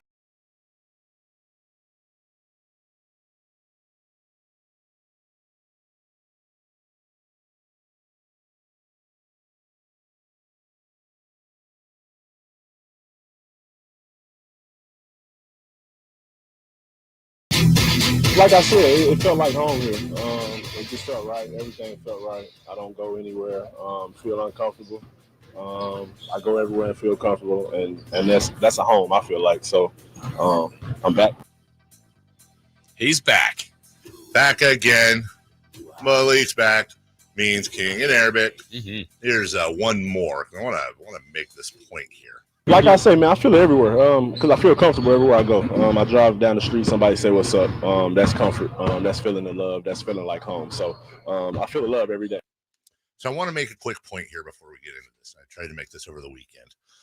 So a lot of times you get asked, I get asked, a lot of us get asked. When the Kings were going to relocate, how much do the fans have to do with keeping the team? And I feel like the answer is, are the fans the reason the team stayed? No, it's the money, and David Stern and Kevin Johnson didn't it. But man, they played a pivotal role. And you feel this way, I feel this way. We're incredibly in love and protective of Kings fans because we are all a family and we all live and die together with this team. And I just want to make sure that everybody gets this, and I'm not using hyperbole whatsoever. The national media, local, a lot of local media, although they understand it obviously a lot more, well, Malik, he had this is where he fits in with the lineup and this and that. And his tenure under Mike Brown loved to play with De'Aaron Fox, and all that is incredibly true. But I want to make sure that Kings fans truly realize that they recruited Malik Monk. He stayed because of you, because of how this fan base is. Doug Christie said it. I expect nothing less out of this fan base when he was talking about DeRozan getting introed. Mm-hmm. And you could see the look. If you see the look on DeMar DeRozan's face, they're in the middle of a not even an official summer league game in early July. And the crowd pop was like, great. It was insane. And you see this look on DeMar's face, a guy who played in San Antonio, a guy who played in Chicago, and won a title in Toronto. And it was like, wait, what? Like this kind of what you could tell he felt so good about it. And I do think this is the best fan base in the world. I'm obviously biased, but when you heard Malik Monk talk over the weekend, the through line in his conversations was, I feel love here. I'm loved here. It's all love. I feel like this is a home here for me. And I think it's important, especially for a lot of us who have lived here our whole lives. Like, we don't understand what a guy like Malik Monk would be looking at with he and his family elsewhere. So you talk about like a big city. Well, what if he goes to Philly? What if he goes to Chicago? Okay, well, you go to Philly or Chicago, and you're going to have the media going crazy on you. And fans like, come on, Malik, you missed that, you bum. Right. And by the way, I should go back on the Toronto. I don't know why I said he was traded for Kawhi Leonard. That didn't happen. He was on playoff teams, but I say we pretend that. Yeah, exactly. And then let's be honest. There's other locales in the NBA where maybe a person that looks like Malik isn't always welcomed everywhere he goes, where he's made to feel a little bit differently. Here, and I'm not saying Sacramento doesn't have its bad people, of course. Every city does, but it just, I was so filled with pride hearing him talk because I was just so proud of our fan base that he made it so incredibly clear. I could have gone elsewhere. I probably could have made more money. I'm sure I could have gone somewhere where they guaranteed I was going to start. But when you add in all the Fox and the Mike Brown and all the things, it's also the fan base, the lighting of the beam, the cheering, the support. And I want to make sure that fans get a chance to take their own bow. Yeah. Because you guys had a massive part in keeping him here. Absolutely. And building this culture.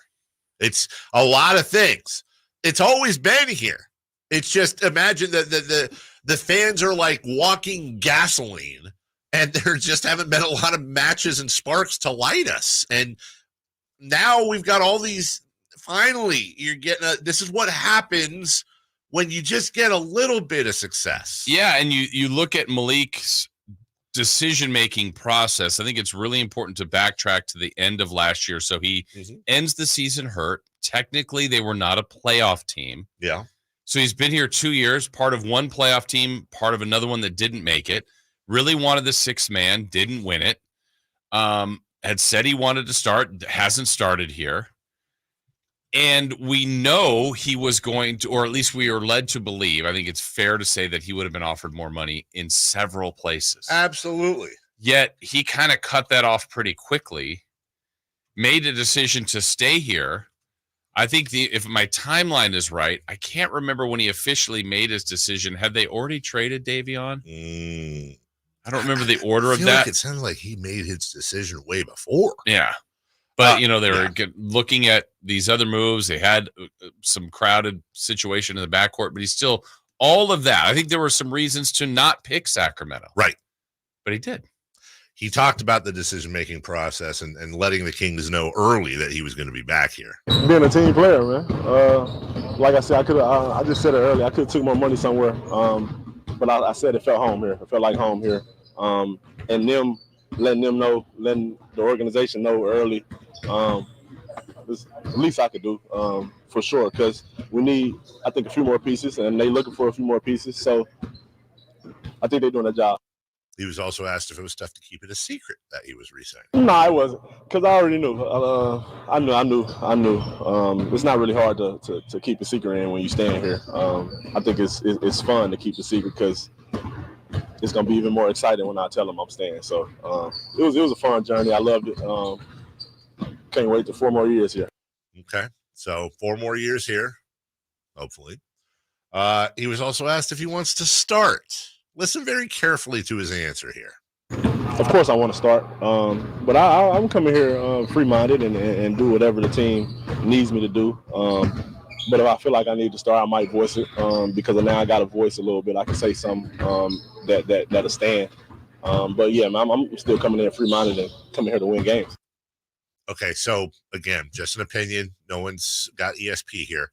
I read that as him saying everything but, yes, I want to start, and I'm going to be pissed if I don't. Like, he's got to be a pro, but he was asked the question immediately, yeah, I want to start. And he said that last year, too. It kind of feels like, hey, guys, I came off the bench last year. I should have won probably Sixth Man of the Year. I obviously want to start. I kind of, I did what was best for the organization. Yeah. I took less money. I let you know early so you could draft around that and free agent around that. I really want to start. It's going to feel a little weird if he doesn't start next year. Probably for him. I am trying to think of this if they, same day, same time, media has a chance to talk to Keon Ellis and Kevin Huerter. Do you want to start? Why wouldn't their answer be yes? Of course. I would like to, but I'm going to do whatever to help the team. I think everybody wants to, and there's some like, does Alex Len want to start? Probably, but he's not going to. No. But Malik is starter worthy. Yes. I mean, this isn't like, hey, this is a stretch. I've always said it doesn't matter who starts, who finishes, but I think my bottom line on Malik, he has to play more minutes. He has to. So if he doesn't start, he can't get – he plays a lot, but he needs to play more. So he can't get lost in, well, as a sub, this other guy was cooking. Malik's one of the best players on the team. Yes. He needs to be playing. Averaging 26 minutes a game last year, which is almost starter minutes. Yeah, but like, for example, Barnes played more. And Barnes did not have a better year than Malik Monk. Now, Barnes had a role, and he was a starter, and he's been, he's been important to this team.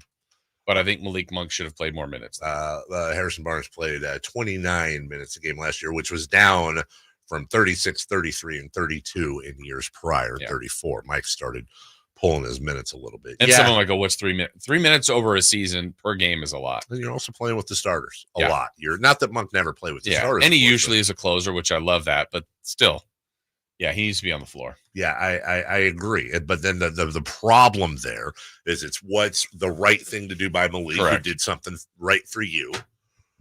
And by the way, I'm seeing a couple people, well, he had 78 million reasons to come back. Look, well, we're all working men and women. I get it. Yeah. But from an NBA point of view, that is a market rate below contract, number one. Number two, he could have gotten more, documented, could have gotten more money elsewhere. Yes. So I'm not trying to make it out like Malik's a saint and we should, erect a statue of him. Not that I'm saying we shouldn't, but he did the organization a solid. And by the way, I'm not saying DeMar DeRozan doesn't sign if Malik doesn't. They're not connected. But other players and agents see that. Wow. I know Malik. He could have got more money. What they got going on over there? Yeah. Man? I know we play there. I love playing there. Fans are great, like the beam, all that. But, man, they really must have something going on over there. Oh, a couple days later, DeMar DeRozan signs a free agent deal. Oh, by the way, choosing the Kings over both of his hometown teams. Right. Could have gone to the Clippers. Chose the Kings. Could have gone to the Lakers. Chose the Kings. That he chose the Kings with no previous roots. He has roots. All his roots are in LA. Correct. That's a big deal, man. Yeah. Anyway, more Malik Monk here. He was asked about the golf here. This golf course is pretty influential in keeping you. Yeah, I need my memberships. It's a lot of people say I get memberships when I come back. I hope y'all see this. I need them all. We've reached out. Pay the man his money. We happily want to. We just basically need to have him on. First few questions will be, of course, hey, sure. Signing, welcome back, blah, blah, blah. But that's already been covered. And then it's like, all right, Malik, you ready for that? And then I say we just go down the list. Here's your cavalcade of gifts. Right. Malik will get your email off the air. We'll send all this to you. Give it to one of your guys. Yep. But here's what you got. And I honestly, I don't know why I keep thinking about it. I'm really curious if I have a feeling he doesn't know about the key to the city. Maybe it's got back to him. I'm sure it has. But I want to know what, come on. You're getting golf got back to him. Right. And there's some dude's getting a tattoo.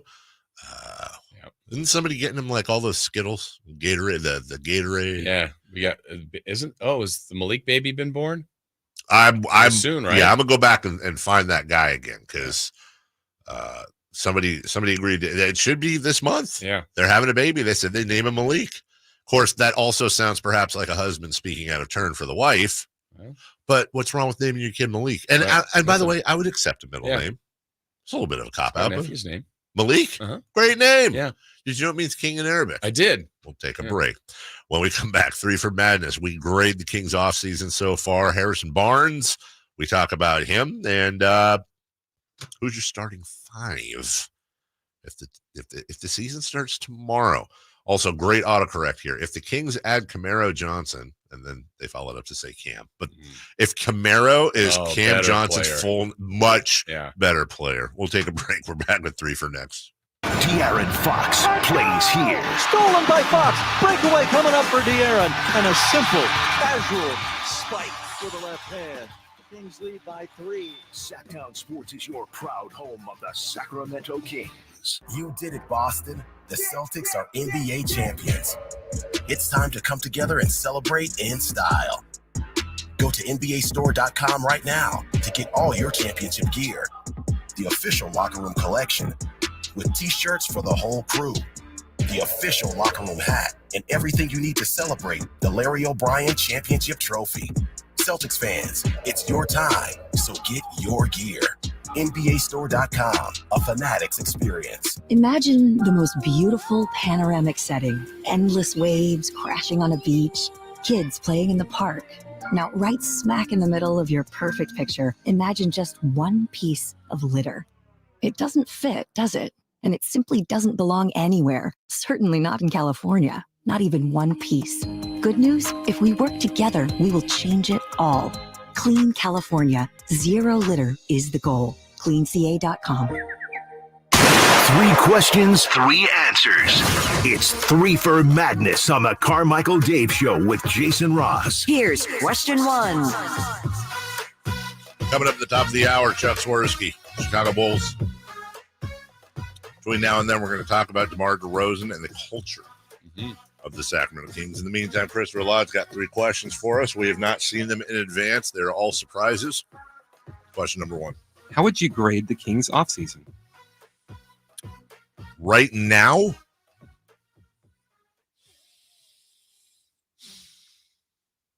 solid B.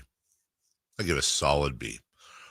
I know the temptation is to give it an A. I'm just going to, I have hard and fast rules I'm living by. I love that DeMar DeRozan's on the team. I love that Malik Monk's back. I love that Mike Brown got extended. Those are moves that should not be underrated. Do you have your computer up or is that me? I think it's you. Is that me? Interesting. That was funny. That being said, the hard and fast rule for me was, are you going to give Domantas Sabonis some help on defense? Are you going, as it stands right now, we've got a wonderful group of in a backcourt rotation. If you add in Keegan Murray, I would go as far to say the 1, 2, and 3 spots are fantastic. And we know Keegan can slide to 4 at times. But asking Keegan to guard force full time and then asking Domantas Sabonis to do what he did last year and this year now, offensively and defensively, I think you're playing with fire. And I think those things that are, when the season, nobody wants to hear this right now because we're all in heaven. But once the season starts, I think other teams are still going to be able to expose a lot of the same things defensively they did last year. DeMar will change that. It's an upgrade from Harrison. It's a huge offensive upgrade. But I'm talking about defensively now. Please keep in mind they're going to be able to target DeMar DeRozan. They're going to still target Domantas Sabonis. Keegan's going to have his hands full, and you can't expect him to do anything. And your best defensive players outside of Keegan are all 6'5" and below, and in most cases 6'3" and below. So I would say it's a B because there's still a gaping hole in this team that I think ceilings them. But if he's able to add in a wing or a big that can play defense, then it's going to go very quickly from a B to an AA+.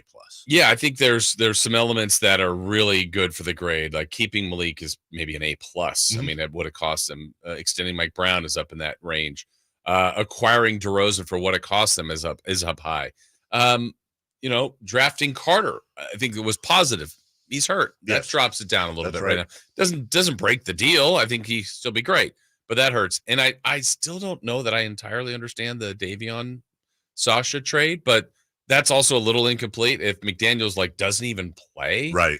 The other two guys were one was in your rotation, the other one kind of was for someone that doesn't play. Like that to me is not great, but that's also incomplete. So I'm in that B range too, with probably a B with an arrow going up. I think it could go higher, but it's a B. It's good. It's been a good offseason. If a 10 between 1 and 10, if a 10 is insanely unbalanced, and if this team was at a 9 or a 10 prior to the Halliburton trade, remember how imbalanced that roster was? There's a similar imbalance right now. I'm talking your imbalance, the smallers than the biggers. But what would you say that number is? Are we at a 6, a 7, an 8? Yeah, it feels probably more like a 5 or 6 for me, but it becomes a 10 if Sabonis gets hurt. Then it becomes a 30. Yeah, you're right. That's the thing. We're on the head of a pin there. Yeah, I mean, he's one of your best players, and he's playing a very important position. But yeah, you're now. I think they're better equipped. Heaven forbid if something happened to Fox. I don't want it to. Obviously, I agree. But with I'm you. Okay, they can function, and they'll be. It's not ideal, but if Sabonis were to get a significant injury, that'd be crucial. This team is worse with De'Aaron Fox out. That full stop. So no one take this out of context. But to your point, if De'Aaron were to miss 3 weeks next year, a month, they'll be all right. Yeah, because you can say, okay, well, we'll throw in this guy, and then we've got this guy to take, or slide this guy over. And now we're just going to be relying more on the DeMar DeRozan, Keegan Murray's, Domantas. You're not going to replace a Fox, but in some aspects, like defensively, not that Fox is a bad defender at all, but you're going to have somebody that's going to focus full time on defense. It's also like Keon Ellis starting for De'Aaron Fox at the 1. The team's probably going to be better defensively, not because De'Aaron Fox isn't a good defender, but because De'Aaron is asked to do so much on both sides of the floor.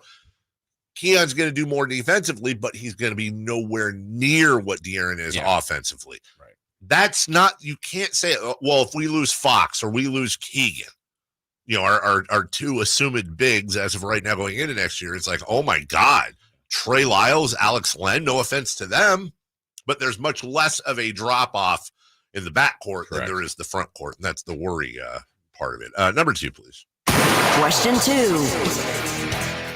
In a word, describe Harrison Barnes' tenure in Sacramento. Safe. And let me explain. Safe is such a Swiss Army knife of a word. Harrison Barnes was always safe. He wasn't going to go crazy. Sure, he'd have the opening night 31 or whatever that was. And yeah, he'd have those single digit games, but Harrison Barnes was always there. He's a Honda Accord of the NBA. He's reliable. He's not a Ferrari, but he's also not a jalopy. He's a guy that'll get you from point A to point B. Safe in the sense that I think he made a lot of these guys feel safe, not from attacks from the mob.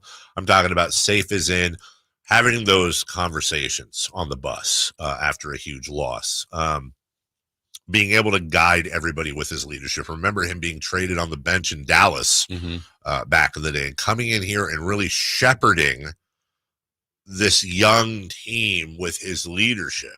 And then safe in the sense that what he did in this community, what he did with his voice, and what he did by staying here voluntarily and enjoying himself and making a life for himself. Also, I think did wonders we'll never even know as far as building this culture. I said once on Twitter that this is in the worst days of the this is before Halliburton.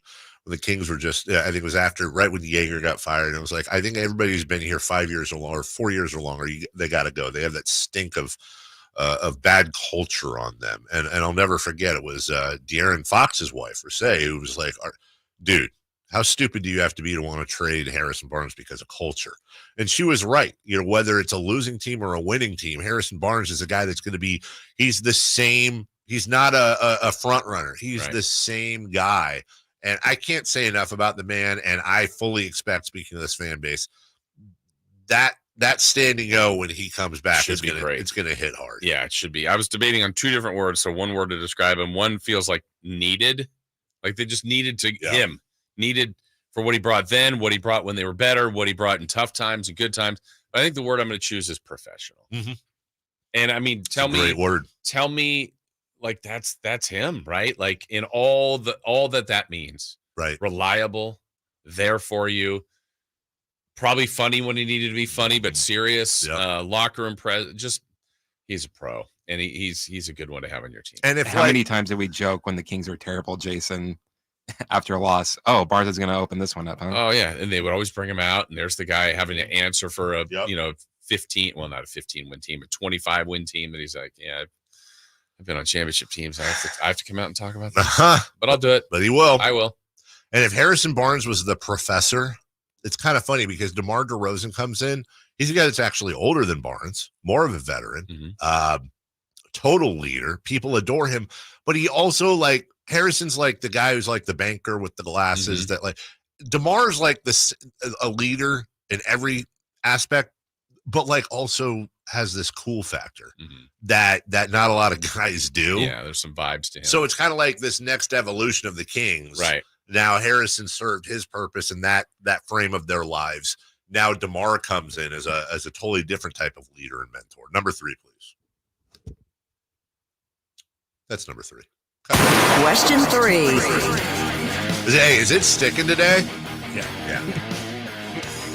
If the season started tomorrow, what would be your starting 5 for the Sacramento Kings?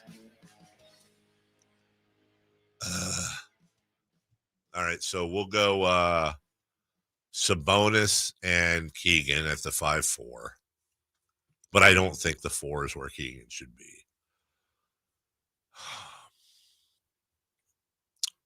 Probably. Well, and Fox at the 1. Now's where it gets a little tricky. Because do you go Monk and DeRozan at the 2 and 3? And then Herter's your 6th man?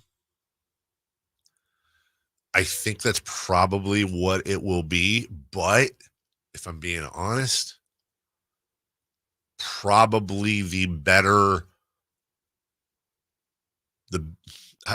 I've struggled to say the better team wouldn't be Fox Ellis, DeRozan, Keegan, Sabonis, and then I'll go back to it. I know it's not going to happen, but the best team of all actually might be something like Fox, Ellis, Monk, really small, Murray and Sabonis, and DeRozan is your super six. Who plays at the end? Look, I know it's not going to happen, but I'm saying the idea of having that type of again, I'm torn between being excited for DeRozan to come here and Monk. Like, I want him to start. Yeah. But I get it. Totally get it. I think we kind of cover. I guess the only other tweak, because I just don't think this will happen, but we can't forget 2 years ago was pretty good. What if it's Fox, Herter, DeRozan, Murray, and Sabonis? Now, again, I think the lineup might change because I think there's another move to be made.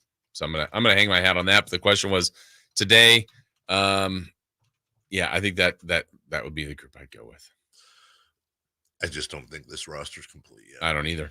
I think there's another 4 or 5 coming. 4 meaning position 4 or 5. We'll take a break. When we come back, the Sacramento Kings add 6-time All-Star and 3-time All-NBA player DeMar DeRozan. What did they give up? How do we grade the trade itself? What's this team going to look like next year? And your phone calls at 1-800-920-1140. We'll do that next. Did you miss any part of our live local shows? Don't worry, you never have to miss them again. Check out SacktownSports.com and search our podcast page and play our shows when you want. The Carmichael Dave Show with Jason Ross, Stiles and Watkins, and the Drive Guys. Plus, other podcasts like Return of the Empire, Return of the Roar, the Stingers Up podcast, and Golf to Go with Frank LaRosa. They're all available right now on SacktownSports.com. I always do my best to prep for summer, but sometimes things just come up.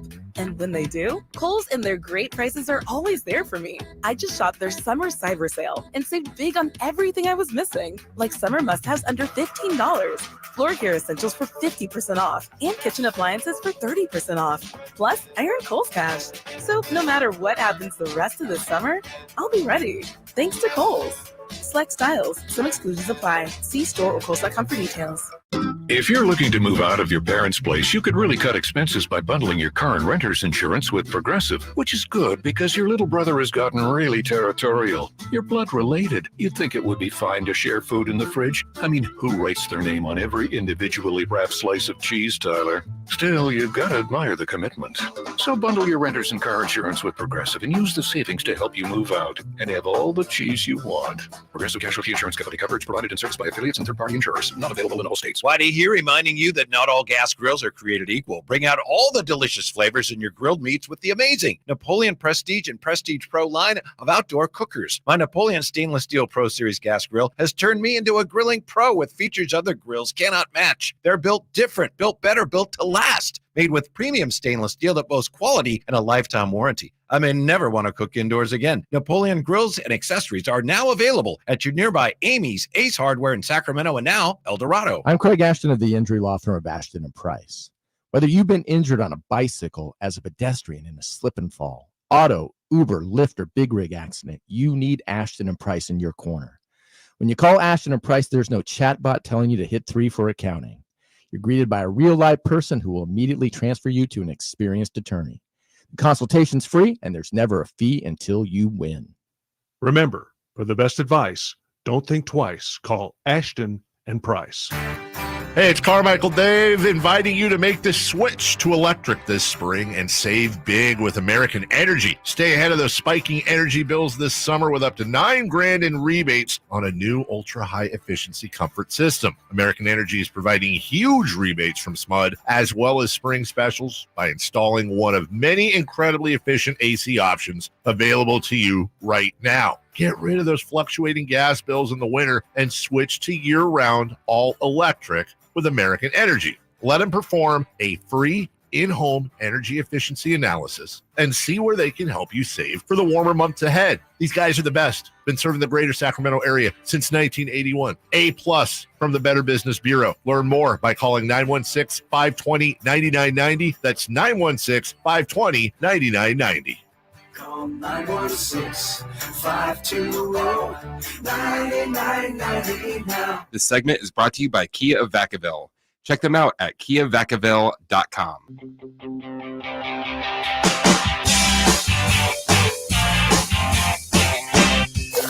Waking you up with the best in local sports. They just make it interesting, you know? It's the Carmichael Tape Show with Jason Ross On Sacktown Sports. Hey, can we also please acknowledge just real quick 32 points and 11 rebounds from Adonis Arms. Oh, in the first game? Yeah. What? First off, can we just acknowledge that is an elite name? Adonis Arms. It's what they called me in high school, number one. That's a different thing. Number two, sounds like a really cool complex. Like, yeah, I live over in the Adonis Arms. Yeah. But also the numbers he put up, I get it. It's, California Classic. But 32, 11, and 5? Shout out Adonis Arms. Steven says he said he'd reorganize Malik Monk's entire shoe collection, so we'll get on that. DeMar DeRozan is a Sacramento King. And with Chuck Swirsky coming up, the voice of the Chicago Bulls radio broadcast, coming up in about 25 minutes. We'll talk to him about DeMar. Yeah. As a human, as a player, as a vet, all the stuff you want to know. But he's a 6-time All-Star, 3-time All-NBA player, and the Kings gave up 2 second-round picks, Harrison Barnes, Chris Duarte, and a future first-round swap. On the surface, Jason, well, Duarte wasn't really fitting in last year. Harrison is Harrison, but when you look at just at least offensively, the difference between the two, it's a huge upgrade. Yeah. 2 second-round picks, whatever. Right. I don't care. I've heard 24 and 26, so let's call it 3 years and $75 million, $25 million a year with the third year only partial guarantee. That's going rate. Oh, yeah. That's fine. In fact, his deal is far better than Paul George's deal, and obviously George is a better defensive player, but their offensive numbers are incredibly similar, except that DeRozan plays in like 30 more games a year than George. Yeah. I'll tell you one thing about the trade, though, and I'm not going to stick on this, but it's just going to bug me. I get it. If you had to get it done, you had to get it done. Man, that pick swap worries me a little bit. San Antonio is so smart. I know it's like, I get it. We've talked about it before. Like, I don't have to pay that bill for another 10 years. I'm going to enjoy the sports car now. That is a pick swap in 6 years, 7 years.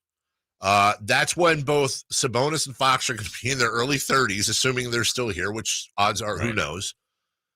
And San Antonio, it's just so smart of them. That's good. Victor Wembanyama is going to be 25. They're going to be almost certainly competing for titles at that point, or at least at the top end of the Western Conference. I don't want to be sitting here. And as a Kings fan, you have to have this thought where you get DeMar DeRozan, you've got this team. They're a 50-win-a-year team. They're as I always say, the example I always use, they're the Blazers with Dame Lillard. They're going to get to the second round. They're going to get to the third round sometimes. They might even sneak in a Western Conference Finals, but they're ceilinged out. Everybody gets old. You start rebuilding. Oh, we've got a pick swap in 2031. Yeah. The other side of that is it's a long time for money to get it back if you wanted. I'm not gonna stick on that. But DeMar DeRozan's a Sacramento King. When you heard that, Jason, what was your first thought? I was very excited for multiple reasons. One, the player, and I wanted to look up the stat because I didn't have it in front of me when I brought it up earlier, but just where he is statistically. And I know there's more to basketball than points, but part of the goal is to score more points than the other team, and he's one of the best bucket getters the league has had. He's 31st all-time in scoring. So if he has a standard year, and I'm just giving him, he doesn't have to go off, but he's been a 20-point per scorer per game. If he has a standard year this year at 31st in the league all-time in scoring, these are the names he will likely pass this year. Potentially Steph. It just depends on if Steph would probably have to be injured, but I'm assuming he won't get him. Barkley, Iverson, Ray Allen, Patrick Ewing, Reggie Miller, and Jerry West. Oh, those are some decent names. So now you're talking about like more of the top 25. And okay, so that's one part. The the positives continue to be a guy who can get his own basket, a guy who's a gifted passer, clutch, right? Fourth quarter, him and De'Aaron Fox have battled for the most clutch points the last couple of years. Love that he has a mid-range game. Love that he gets to the foul line. Experience. He's been a number one option. He's kind of been versatile. At times for Chicago, he played 2, 3, and 4 in a sense. When Levine was healthy, he was more in that 3-4 position. I think ideally maybe he's a 2, but I don't know. I think he can play a lot of different spots. I said it earlier. I'll go back to just the final New Orleans game, the 6th loss, the second play-in game when Monk's not there. Right. Fox does a lot of the heavy lifting. Sabonis had trouble with Valanciunas. They don't look the same. And then you're needing Keon. You're needing Davion. You're needing Barnes. You're needing Murray. And it just, they didn't have it. And again, I'm not saying they win with DeRozan, but DeRozan helps you offensively. And for the people, which this is a 100% fair criticism to say, I don't think they addressed their defense. I don't think they did either. But I don't think we can ignore, I think a lot of people go, they're fine offensively. Well, they were number one offensively 2 years ago. Last year, they were middle of the pack. Yes. So, I mean, I think they were middle of the pack in both. That's good. Be great at something. Right. And I think they can be great offensively. There are concerns defensively. That's more than fair to bring up. But, a team that I don't think was very good defensively, and I think statistics showed it, was Indiana. But they were special offensively. Yes. And they had a great year. Now, things fell right, and they got to Boston and ultimately lost out there. But I don't know that the Kings will do that. I just think you kind of need to pick a lane unless you can identify, a player that makes you that much better defensively. But I think they found a player that fits a lot of things offensively. There might be something on this, and obviously we're going to talk a ton more about DeMar's fit. But I would say from an NBA, from a Kings fan point of view, the thing that takes the wrinkles out of the shorts more than any part of this deal, perhaps, DeMar DeRozan working off Sabonis pick and rolls, dude. Oh, my God. Yeah. He's never, ever played with the type of spacing and screens he's going to get from this team and from Domantas Sabonis. He hasn't. He just not anywhere he's been. The amount of wide open middies this guy is going to have, and he is the king of the mid.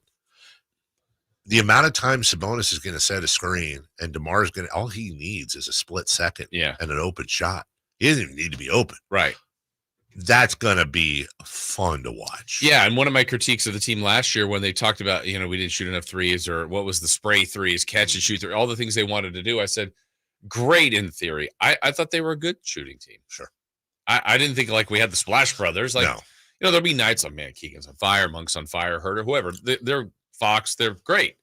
But there are enough nights where you're like, man, the threes aren't going. So, and DeRozan will shoot them. He doesn't avoid it, but he's not a high volume guy. Yeah. And the fact that if he can get twos, he can get some free throws, like to stop some of the runs that they were giving up last year.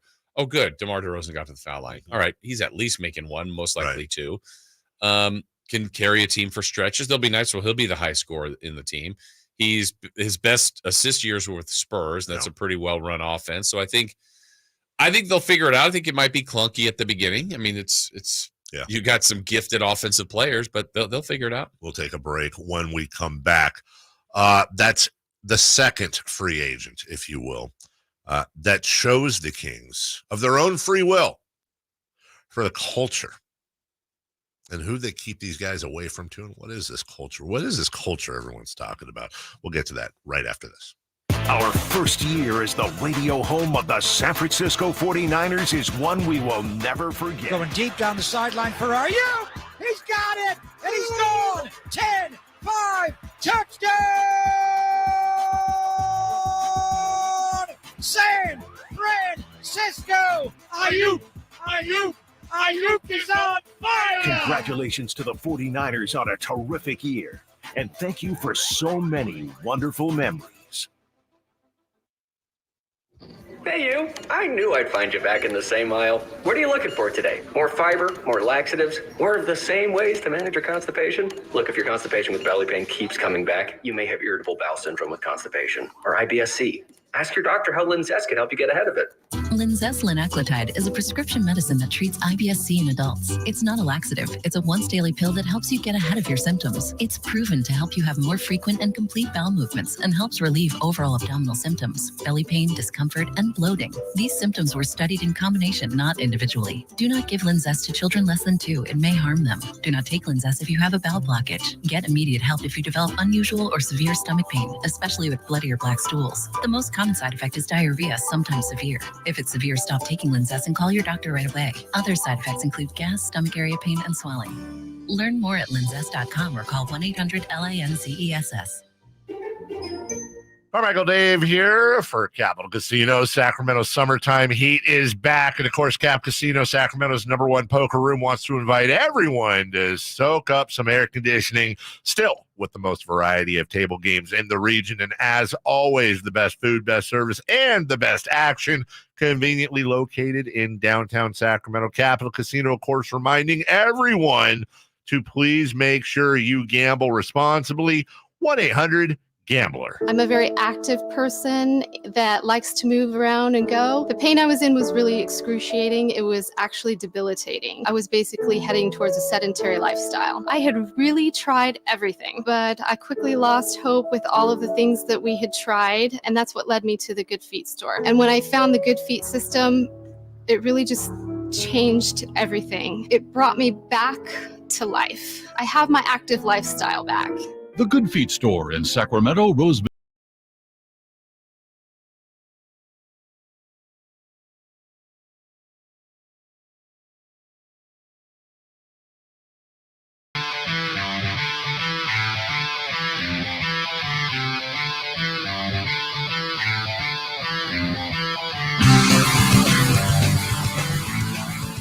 The only place in the morning to get your sports fix.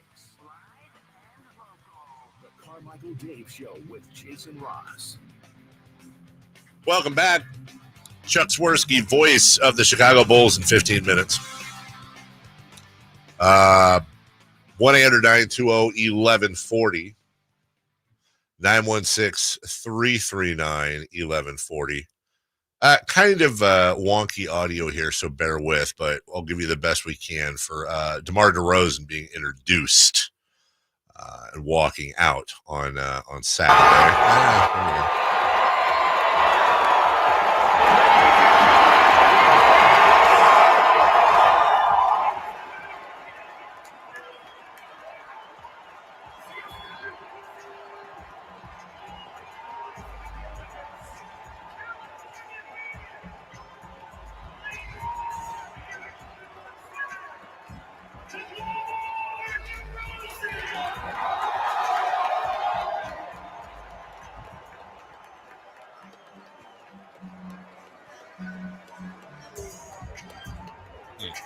They're playing. I was just to say, hear the song. I didn't catch that when it was happening. I don't know that this is going to happen, but I think it's got to be close to a lock that anytime DeMar scores next year, that that's going to play. Makes sense. They need to get the Dodgers or somebody's organist to and then just play that each time. We said we would take your phone calls. We're always happy to. Good morning, Ken. You're on with Dave and Jason. What do you do, Dave, man? How you fellas doing this morning? Great. And man, seems Dave, man, you ain't in a good mood, man. You need to learn how to kiss ass a little bit better, man. Listen, if I was DeRozan, listening to the radio station Monday morning, and they asked the question, what do you rate the Kings so far this year? You give them a B. What's wrong with that? Bullshit, man. Whoa. Hold on. Ken. Hold on. You can't swear. We gotta put you on hold for a second. I want Ken's a good caller. I want to get Ken in, but you can't say bad words. By the way, yeah, B's good. B's good. That's not DeRozan. Yeah, That's what we're missing. Yeah. I mean, again, people have opinions, right? Yes. Someone, I can't remember his name, apologies, but gave the acquisition for the Kings a D-. And you know what? I saw that too. He could be right. I don't think he is. I don't think he is either. But that's his opinion. I mean, I was like, oh, wow, that's harsh, but okay, that's fine. All right, we're going to go back to Ken. Ken, you can get on me all you want. That's not why I put you on hold. You just FCC gives us rules, dude. We can't let you swear. So welcome back in, Ken.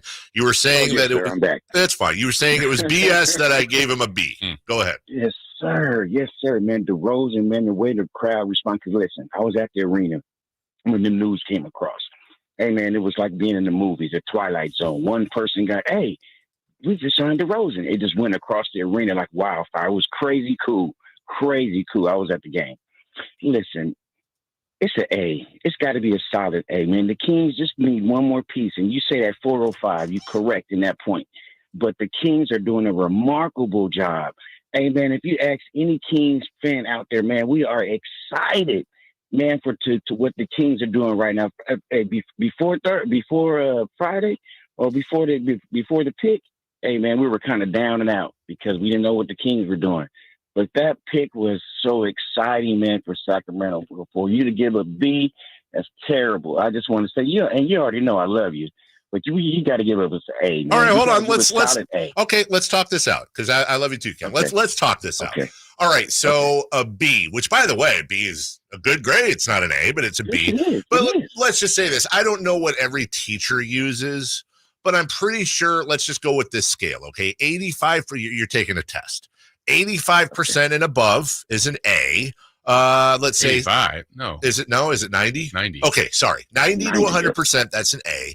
80 to 90 is a B. Mm-hmm. Okay, 70 to 80 is a C. Right. So, Ken, if 90 to 100 is an A on a paper, and let's say you're taking a test and you've answered 81 questions so far, not 100, but you've answered 81. And you've gotten 81 out of 81 correct. You're perfect.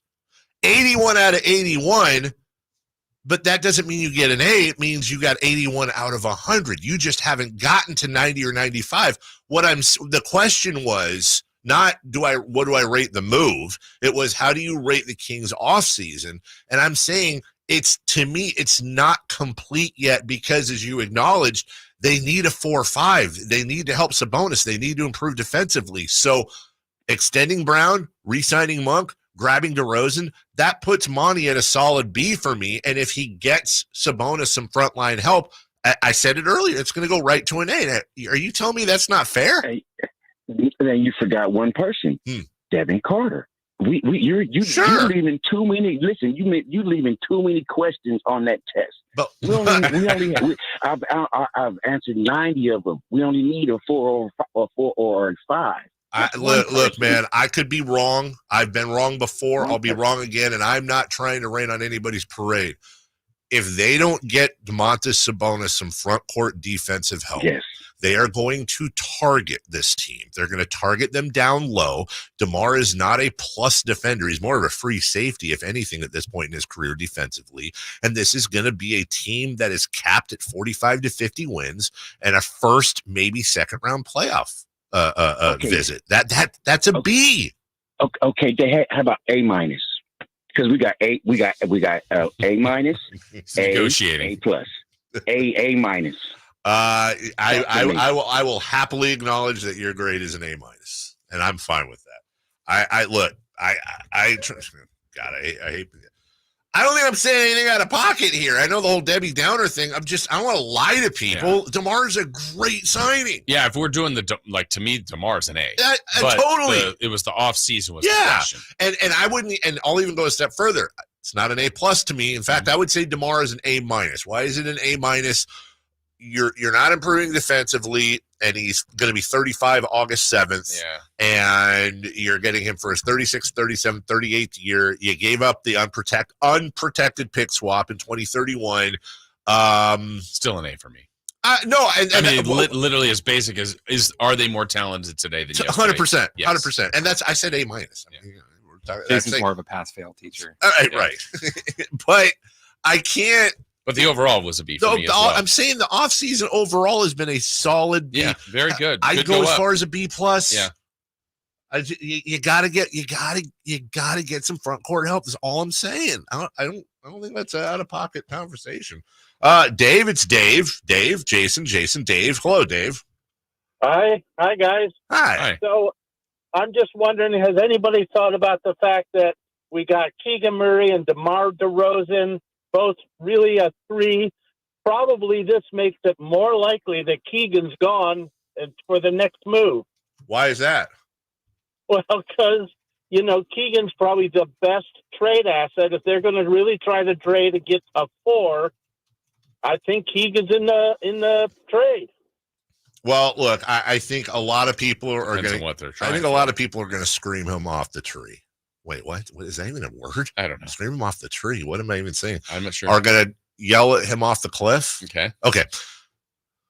I'm not going to look. I do not think that's full stop. I don't think that's going to happen. 100% do not think that's going to happen. But I don't know. If you're sitting there and you're going Fox, Monk, DeRozan, Sabonis, and you take Keegan Murray and 3 firsts, and that, I can't even think of the guy right now. Give me like a top power forward / center in the game. Yeah. I'm not talking Embiid or Jokic or anything, but I don't know, a current reigning all-star forward. Yeah, they're going to look at it on last Wednesday. There was all these names were out there. And I said, hey, would you take 2 of these? Whatever the combo was, it was Levine, DeRozan, Kuzma, Ingram, Markkanen. Yeah. I said, would you take 2 of them if it cost you Keegan? And at the time, it was like, well, I don't know. Right. Are they going to get 1? But it was like, okay, now they did get DeRozan. If you got Markkanen and it cost you Keegan, I think you think about it. I don't know that I do it. I don't know that I do it either, but I do think they think about having a Fox, Monk, DeRozan, Markkanen Sabonis lineup. You have to think about it. I love Keegan as much more than anybody else here. Yeah. I do, but I love a championship more. We'll take a break. When we come back, Chuck Swirsky, voice of the Chicago Bulls radio broadcast. We will talk to him about DeMar DeRozan. And man, when obviously opening night is going to be crazy at Golden One Center, but when DeMar DeRozan's name gets announced, it's going to be easily top 10 high energy moments in the history of the Golden One Center.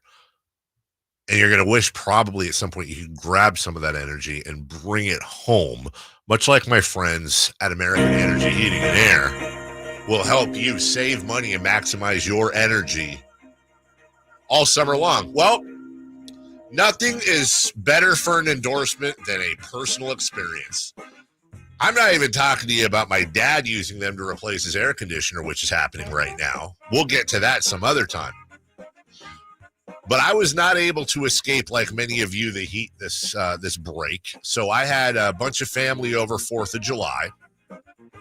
And we had about 14 people over, just cousins and aunts and uncles and whatever. Extended family, I should say.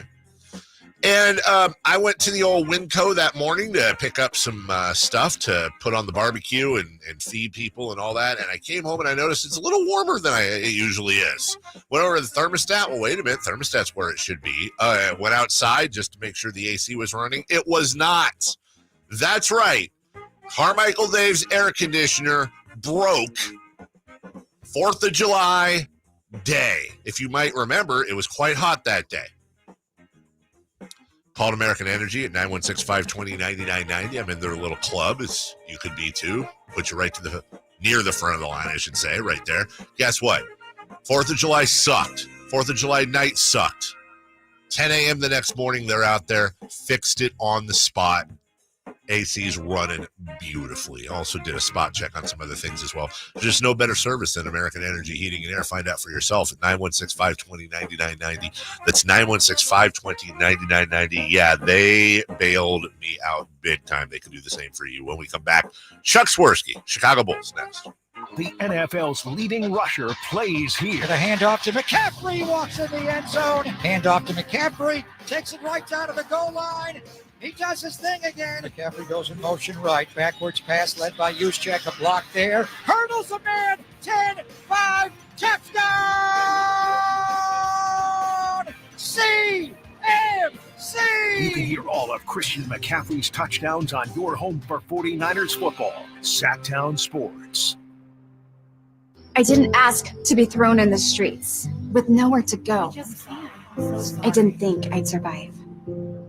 But I did ask for help, and Covenant House was there for me. 1 in 10 young adults will experience a form of homelessness this year. For these kids who didn't ask to be put in this unthinkable situation, Covenant House is there. Covenant House helped me break the cycle of homelessness in my family. They gave me the love that I needed. Over 2,000 young people will sleep safely in a Covenant House bed tonight. When youth who are experiencing homelessness have a hot meal, a safe place to sleep, medical care, and love, they can overcome heartbreaking challenges and have a brighter future.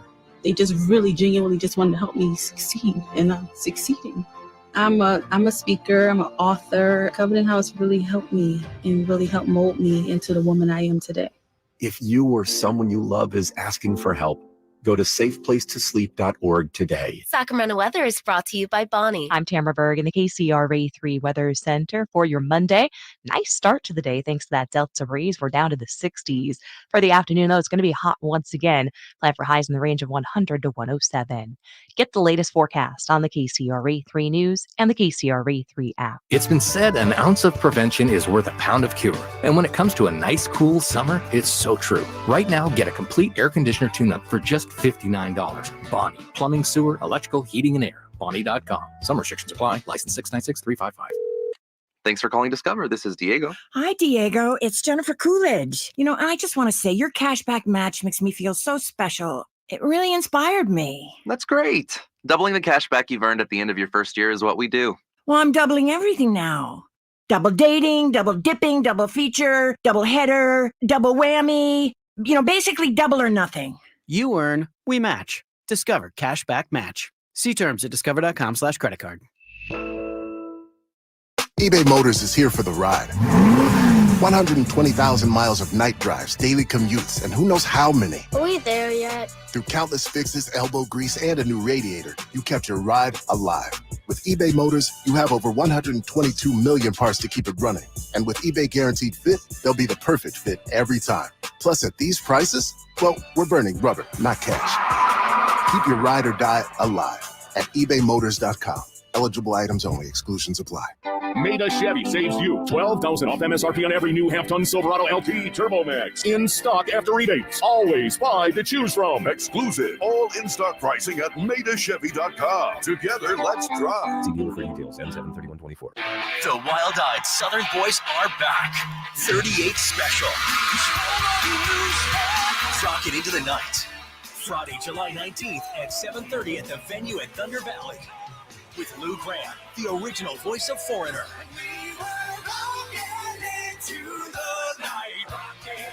Tickets on sale now.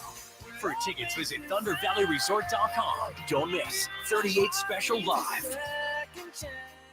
KHTKAM Sacramento, KYMX HD2 Sacramento. Take it on the local level. Live and local, 6 a.m. to 6 p.m., Monday through Friday. From the Power Business Technology Toshiba Studios, Sacktown Sports.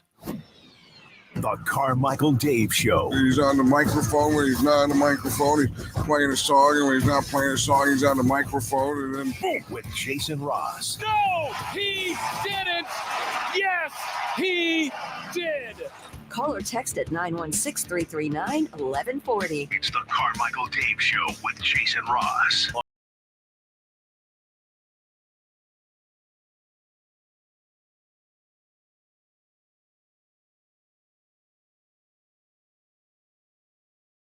About DeMar DeRozan than somebody who saw him play 79 of 79 games last year. Led the league in minutes. And there for the call of, I assume, every single one. Longtime legendary voice of the Chicago Bulls. Friend of the show, joining us right now, Chuck Swirsky. Chuck, it's Dave, it's Jason. Thank you so much for joining us. Good morning. Yes, good morning. Yes, it's a great morning, especially for Kings fans. I guess my first question is the simplest one, Chuck. Jason's going to, I'm sure, ask next about the player. I'm just going to ask about the human, the leader, the teammate. What type of person are the Kings getting in DeMar DeRozan? Well, great question. And I hope Kings fans, along with the front office, coaching staff, players that are listening to your show right now, guys, I'm telling you right now, you got an incredible human being. Now, a lot of times we just throw these accolades around. I'm telling you, I was with this man 365 during the course of the season, before games, after games, during practice, everything. And he is the real deal. And he is a great locker room player. human being. Same thing with teammates, rookies, awesome. And he's one of the finest people. Forget basketball. He's one of the finest human beings I have ever met, period. I mean, what a statement right there. I mean, are there stories that you could share possibly like that help? I mean, obviously we all believe that. We've all heard that. We know the Spurs thought highly of him. Toronto, certainly Chicago has. I know the Kings are obviously very interested in him. What is it about him, Chuck, that stands out so much in that area? Well, the fact, number one, that he really, truly, number one, let me just say this, and then we can get into X's and O's later. But one thing about DeMar is he loves the game. There are players who say they love the game, but he truly loves the game. And because of that, he cares. So we had a situation last year. Ayo Dosunmu had his jersey retired at the University of Illinois. Ayo, for your sake of your listeners, is a reserve guard on our team, really an up-and-coming player. But he's from the Chicagoland area, went to the University of Illinois, which is located about 2.5, 3 hours south of Chicago. And the Bulls, after practice, and Ayo was headed to Champaign for the jersey ceremony, and DeMar said, I got this. I'm going with you. So he arranged where they drove down to Champaign after practice, had Ayo's jersey retired, pulled a U-turn, was at practice the next morning at shoot-around. So this gives you an indication. This sent a message to every young player. Same thing with Dalen Terry. Invited Dalen Terry, Bulls #1 pick 2 years ago, out of Arizona. I want you to come to L.A. I want you to train with me. So this is the type of person and player you're getting with DeMar DeRozan. Treats the media, total respect. And he's very humble. For a guy that's been in the league and who's headed to the Hall of Fame, and he is a Hall of Fame player, 6-time All-Star, he is egoless. And yet on the floor, he gets it done every single night. His clutch numbers, you have it in front of you. Free throw attempts, you have it in front of you. And he shows up and he plays every game. I mean, he missed, 3 games this year? In 3 seasons with the Bulls, he played 93% of the time. And every game was anywhere between 35 to 40 minutes. That's voice of the Chicago Bulls, Chuck Swirsky. Nobody knows better about DeMar's person and a player. So I'll ask you this based on what you said, and I'll adjust the question a little bit, Chuck. We here in Sacramento have a well-deserved inferiority complex, not just because of the performance of the team over the years, but also we're Sacramento. We're surrounded by giants in San Francisco and LA, even San Diego, Tahoe. We're not a destination city. So I think for a lot of us, the joy was not just in getting the player and the human in DeMar DeRozan, but also the fact that if you believe reports, he chose us of his own free will over, amongst other teams, at least one of his hometown squads, the Clippers. So for us, Chuck, that's a shock. I'm guessing you're not as shocked as we are that he chose Sacramento. No, I'm not. He wants to win. He went through the Toronto. Toronto had some really good years with DeMar. They just couldn't get past LeBron with the Cavs and with Miami. I get that because, with the Bulls, in the first 3 championships, if you look at things, Cleveland had a really good ball club. New York, really good ball club. Reggie Miller, Indiana, they just couldn't get past MJ and Pippen. Well, in the case of DeMar, that Toronto team with himself, Kyle Lowry, really good ball club, but Cleveland too strong with LeBron, Miami the same thing. So now he gets traded for Kawhi Leonard. And what happens is that he gets traded. Kawhi Leonard plays 1 season with the Raptors. They win the title. And I'm telling you right now, and having covered this league and done this league, so they made a coaching change. Dwayne Casey released. Nick Nurse comes in, elevated from being an assistant to head coach. And I am telling you right now, even had they not made that trade with San Antonio, they would have won the title that year with DeMar DeRozan. And he came into San Antonio with a chip. And one of the best things that ever happened to DeMar DeRozan was playing under Pop. they have a special relationship because during that time in San Antonio, DeMar's father was very ill and passed away. And Greg Popovich stayed with him and was with him 24/7. And I'm talking about like 24/7 during the period of time with the passing and then with DeMar getting back and playing NBA games. And then he gets traded in a sign and trade with the Bulls. And he had 3 really, really good years, as you know, all-star with the Bulls. And the Bulls are going another direction. Like a lot of NBA teams, a run's over and you say many thanks. And the Bulls obviously are going to honor DeMar when the Kings come to town. But that's how this narrative played out. He is a great human being, and Kings fans are going to love him because he comes to play every night. You know, Chuck, looking at the positives of him as a player on the floor, one of your great calls is Big Onions. Like he comes in and he's been clutch. You've said that for him many times. Free throw shooting, the mid-range game. What are some of the things as a gifted scorer in this league that he's been that Kings fans are going to be excited about? Well, they're going to be excited because he embraces pressure. You know, some players run away from it. Guys, let me tell you what, Jason did. He loves it. He loves fourth quarter. He loves the bright lights, and he loves the big stage, and he loves the fans going crazy. I mean, this guy was born to play in the NBA. He's from Compton, California.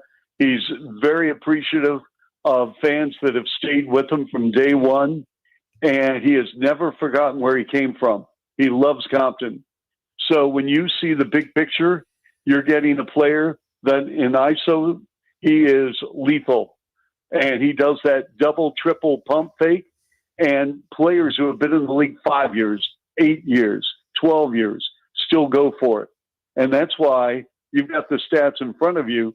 I mean, he's averaging 8 free throw attempts per game.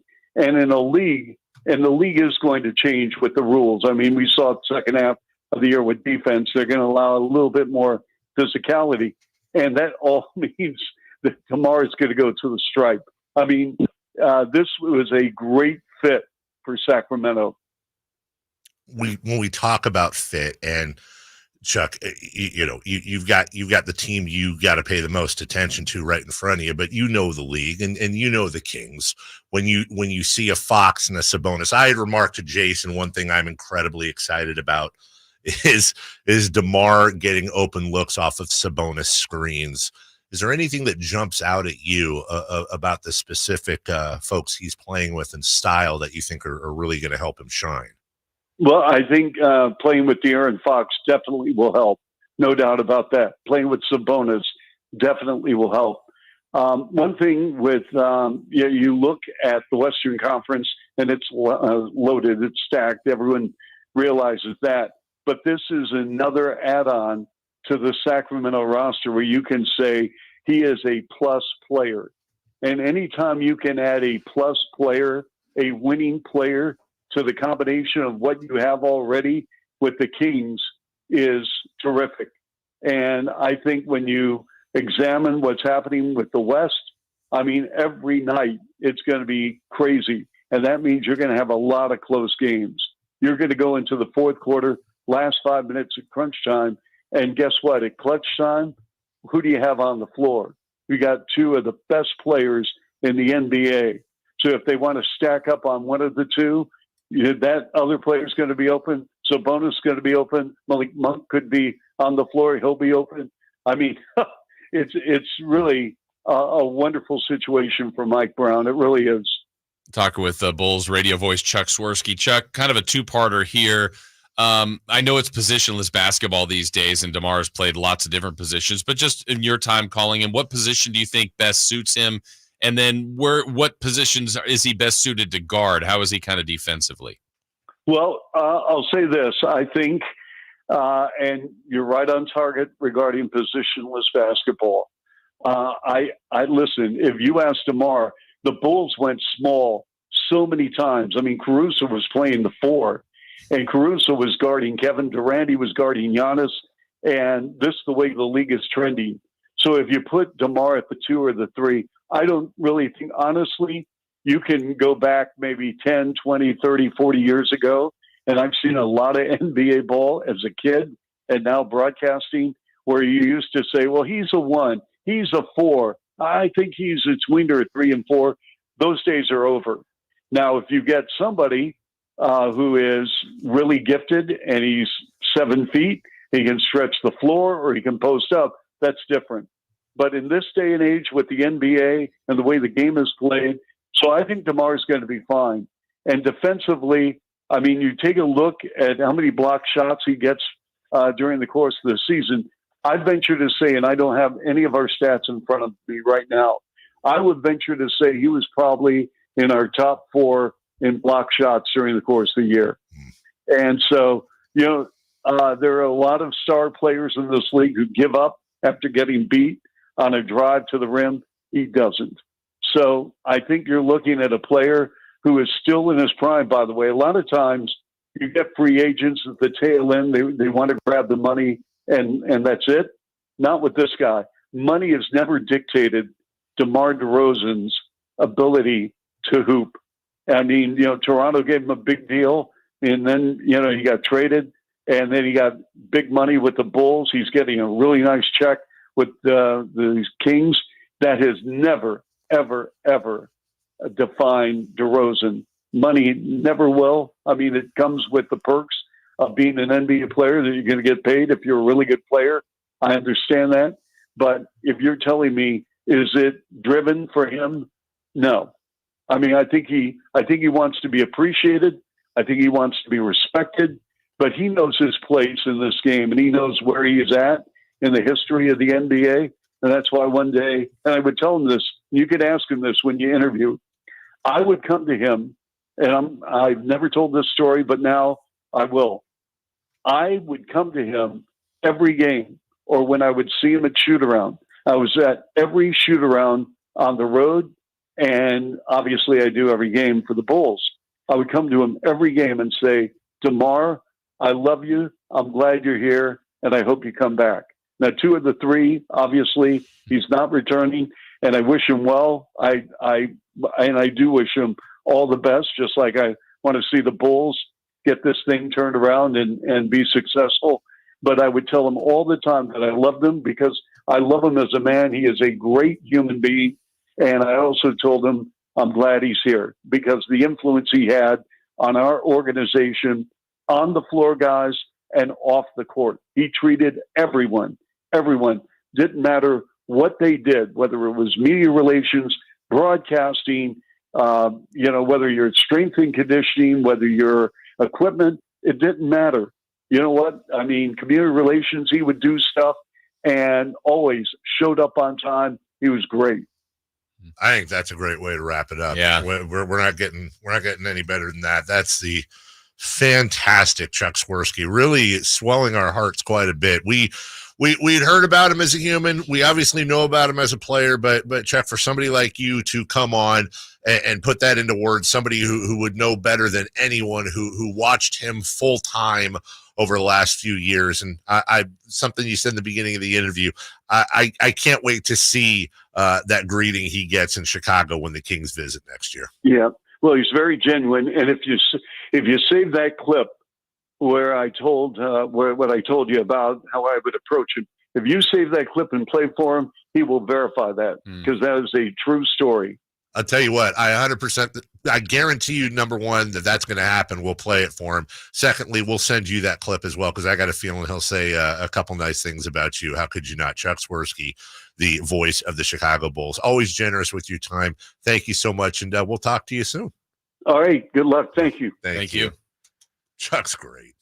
I get Chuck is, you don't say as a lot as you can. Yeah. I get second cousin to the G-Man vibes off of Chuck. Just one of those sweetheart guys who so loves what he does. Good at straightforward. Yeah. And look, we're all Chuck's not going to come on here and be like, tomorrow's okay. He was fine. He was, but he ain't lying. You can hear the passion and love in his voice. Well, and look, you do it. Look, for us, it's more fun. Like last year was or the year prior was about as much fun as we had because the Kings were getting better and it was exciting.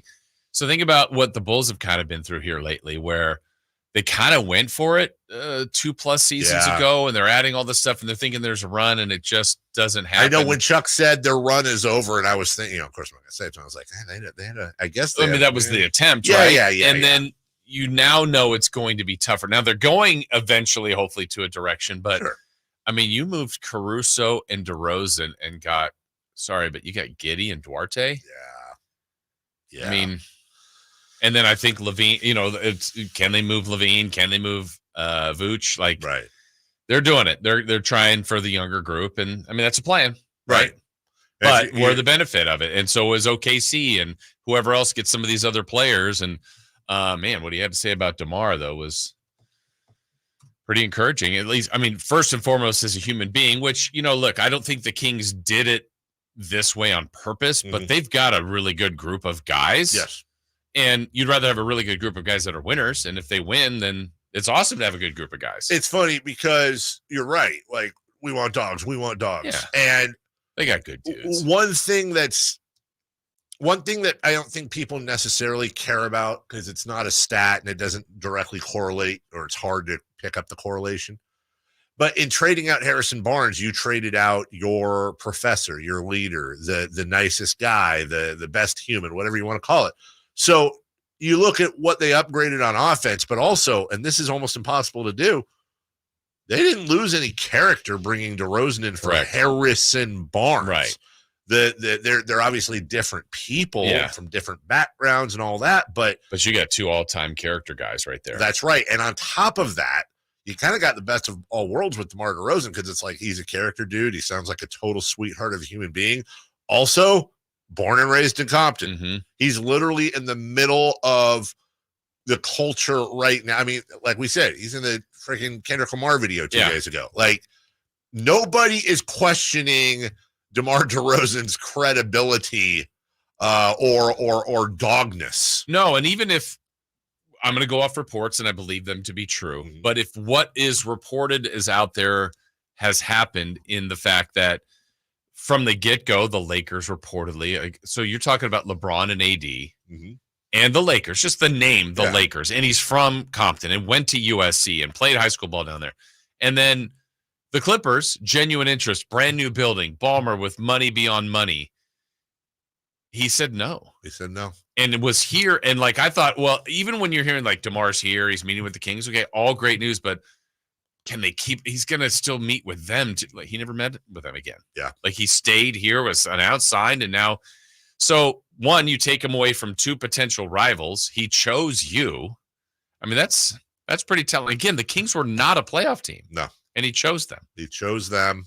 And he's chasing, and he wants a ring, right? That's missing. Does he feel like it's better chance with the Kings and with the Lakers and the Clippers? I mean, that's got to be part of the decision. And I don't want to get in his head because we don't know, but also being in Sacramento, it's like how do I say this?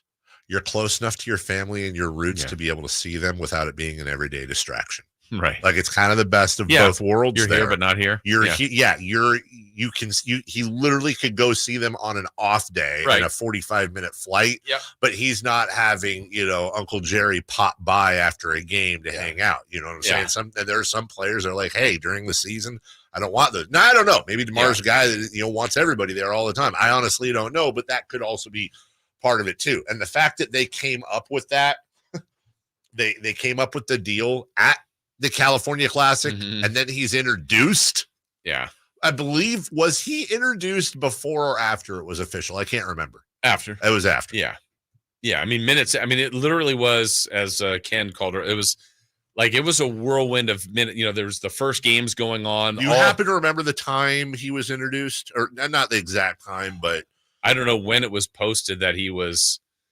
I can tell you this. Okay, here, I don't know how much time is between games. The first game ended. Yeah. Of the Kings were playing the Chinese national team. It was the Spurs and Charlotte. First game ended, and then I want to say it was like you could just tell something happened. Then everybody's scurrying around like, oh, there it is. It's announced. The trade is official.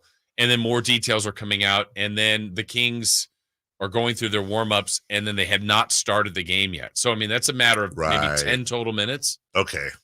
maybe. So we're talking what?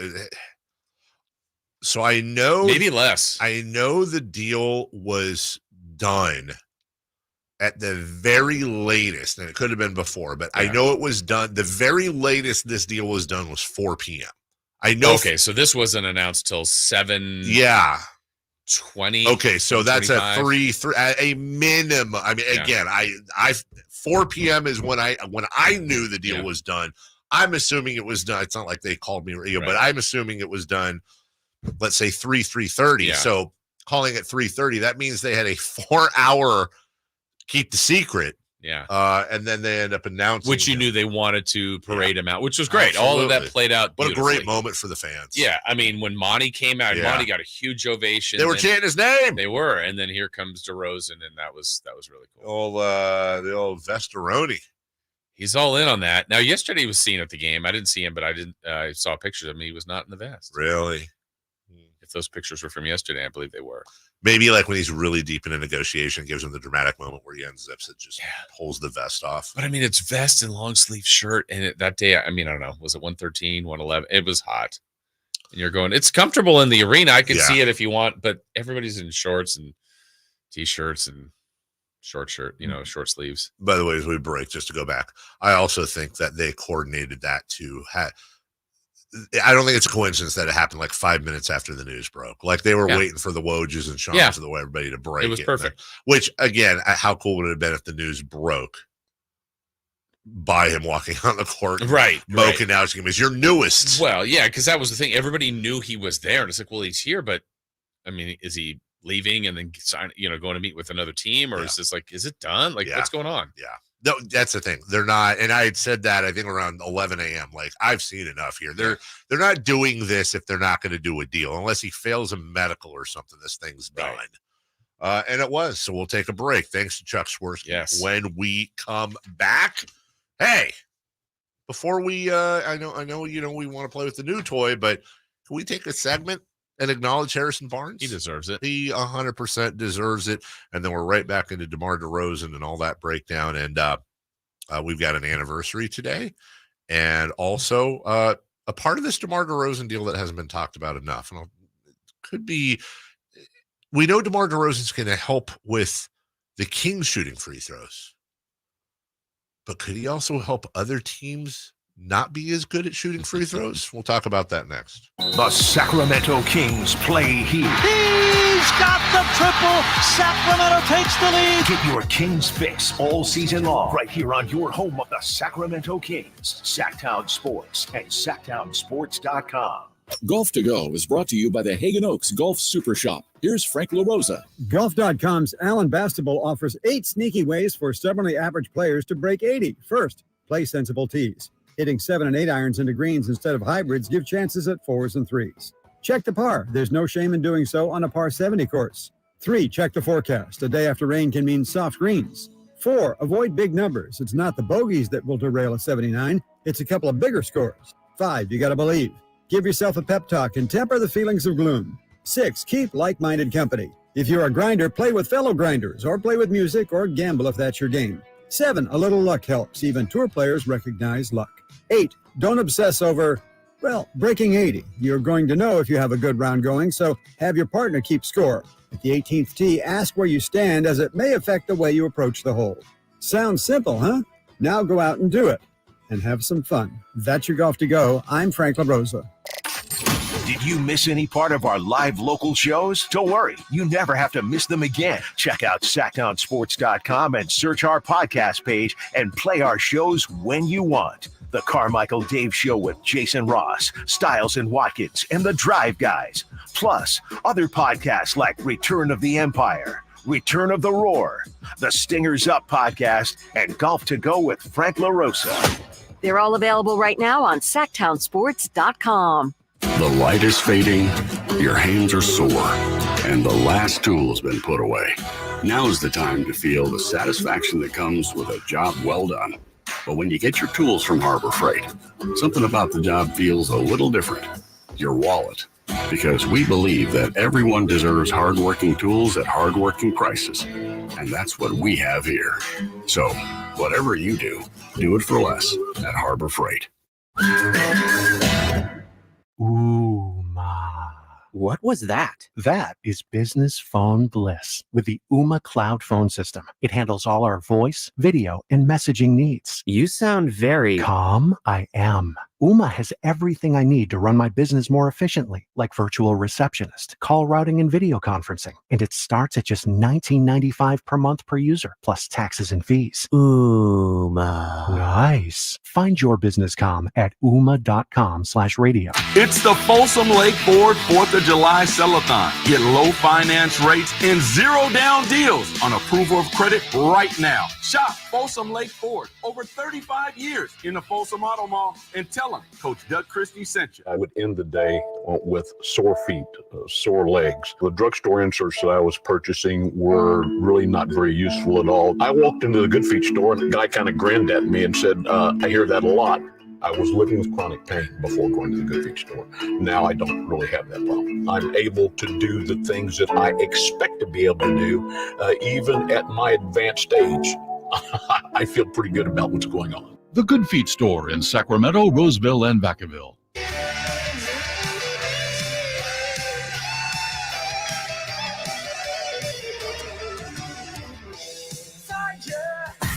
Carmichael Dave. He has very good sources, and he just kind of tells it as it is and gets to the point. Jason Ross. He has a lot of pretty smart things to say. He's good at what he does. On Sacktown Sports. Yeah. Thank you, Harrison Barnes. Harrison Barnes. Okay, first off, he didn't die or anything. No, so let's Prost, bro. But yeah, bye to Fire Falcon, the Claw, yep, the G-Man Claw, yeah, in the arena Claw. I like that. Unfortunately, part of maybe the most embarrassing moment in the history of this station, which was no fault of his. It happened to you. No, he's blanking. The opening segment that the thing accidentally played. Yeah.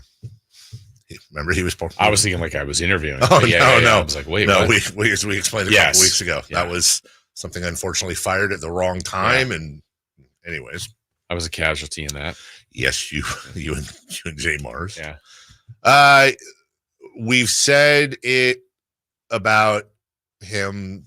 Like we've talked, every reference to Harrison Barnes this morning has been the human being and the person, which it's hard not to. Yeah. And you're going to hear a lot of that, especially from media, because you go to media day every year and you deal with them, or as you said, you deal with them after these horrible, terrible losses or whatever. And he's a treat. Yeah. He's a wonderful interview and always just so professional. And then of course he does this nice touching video, like thank you, Sac. Of course he does. God, yes. He's classy. Yeah. Like honestly, like I know it doesn't quite work this way, but I would like to know Harrison Barnes forever. I like to be friends with him. I would like Harrison Barnes to be the GM of the Sacramento Kings someday. Sure. That would be fine. Yeah, he's a good human being, obviously a very good basketball player.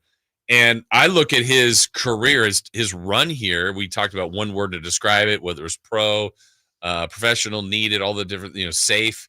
To get him, they gave up Zach Randolph, who never played again, and Justin Jackson. And then he played here for 5.5 years, ends up in the top 10 in some of the Sac era categories. And then they got DeMar DeRozan. Like that's a successful, what you gave up to get him, he was productive, and then you got a Hall of Fame player in return for him. Thank you, Harrison Barnes, for all that you did. I think also people aren't going to hear this, but a little bit of a salute and a hat tip to Vlade Divac as well. Let's remember for making that deal. I believe De'Aaron Fox now, the last Vlade piece to this team. Correct? Yeah, I mean, what's scary, we were talking about this the other night amongst all the things, like the second longest tenured, it's Fox, and it was Barnes.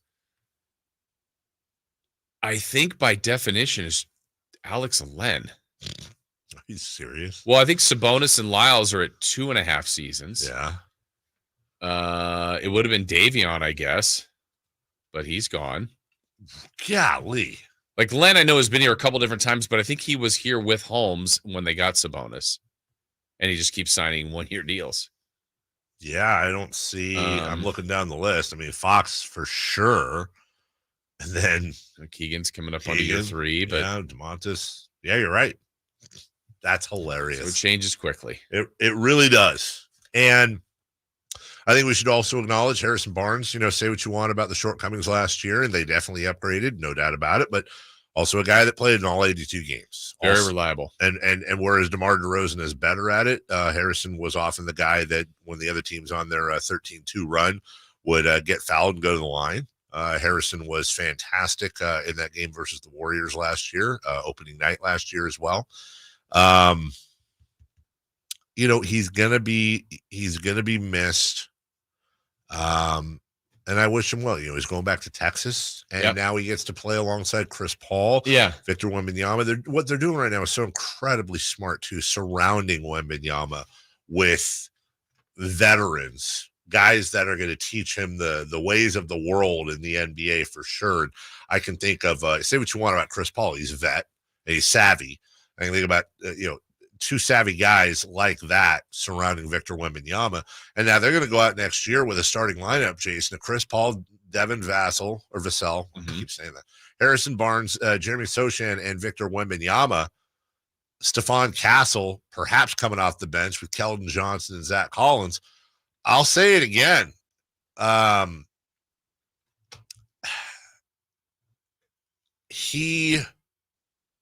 Spurs team is going to compete for a play-in. Yeah, I think to me, my thought on the Spurs is going to be next year is I don't think they'll be a top 10. I don't, but we'll wait and see. But I think they're also the team that when the year ends and if someone is a seed that they're not happy with or someone missed, they'll go, man, we lost 3 times to the Spurs. Like New Orleans literally almost kept, they did keep the Kings out. So like there could be a team where maybe they felt they should have been the 1 seed and they fell to 4 because of multiple losses to the Spurs. I could see that being that team. And I think what the Spurs are doing is smart for multiple reasons, not only what you just said about adding kind of the grown-up veteran leaders in Chris Paul and Harrison Barnes, but also the other part about that, they could kind of get the boost, Dave, of those guys and what they mean to them.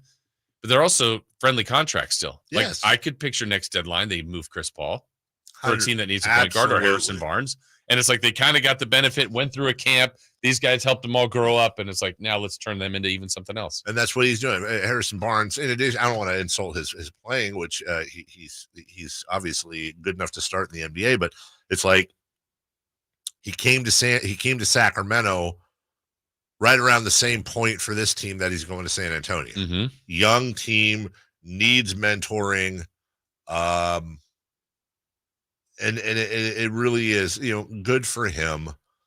And like we talked about, he'll get a great ovation. He'll get a wonderful ovation. Yeah, he had a couple game winners here. Mm-hmm. Like I said, here's COVID. Yeah, I'm sorry. Hold on, my bad. Go ahead. Here's some of the final numbers that I was looking up for Harrison Barnes. So he'll finish in the SAC era, 14.7 points per game while he was here. Started all 399 games that he played as a King. He'll finish 9th in points, 8th in free throws made, and 6th in made threes in the SAC era. That's a number of top 10 finishes. Yep. He's a good guy. Great guy. And here's his little, not all this will play out for radio, but here's his little video he put out. Ever since I stepped foot in Sacramento, the fans have been unbelievably supportive. They showed love every step of the way, every loss, every heartbreak. The season that the Kings make the playoff is one that people will remember for a very long time. The Sacramento Kings are going to the playoffs. And so to be a part of that after putting in almost 5 years of work to get to that point, it just meant so much to me to be able to have that experience of like having that baked in with them, just because these fans have just stood beside you and just been unbelievable. Gonna miss you, buddy. Yeah. Just on the forehead. Yeah. Everyone relax. And then, Jason, as we wrap this segment up, everyone's talking about how the Kings are getting DeMar DeRozan. Mm-hmm. But could there be another secret weapon he's bringing with? I hope so. You may be familiar Look at the pictures right now. You may be familiar with his daughter, DR. Now you're going, wait a minute. Why would we be familiar with DeMar DeRozan? Well, because she would often attend Raptors games, attend Bulls games, and you would hear her in the background distracting players from shooting free throws. Some of you may be remembering now and making that connection. If you didn't, oh, that was his daughter. And if not, let me see if I can get some of the sound here. DeMar's daughter is being very strategic about her screaming. She's timely. What if I told you? What are we doing here? Can we just not get the music and just get the screaming ding dongs? Hold on a second here. Would somebody make like a documentary on it? Sounded like it. Jeez. Just I want to hear the screaming. Here we go. Stop the momentum of the other team. And you're going to miss that. He's a tough guard.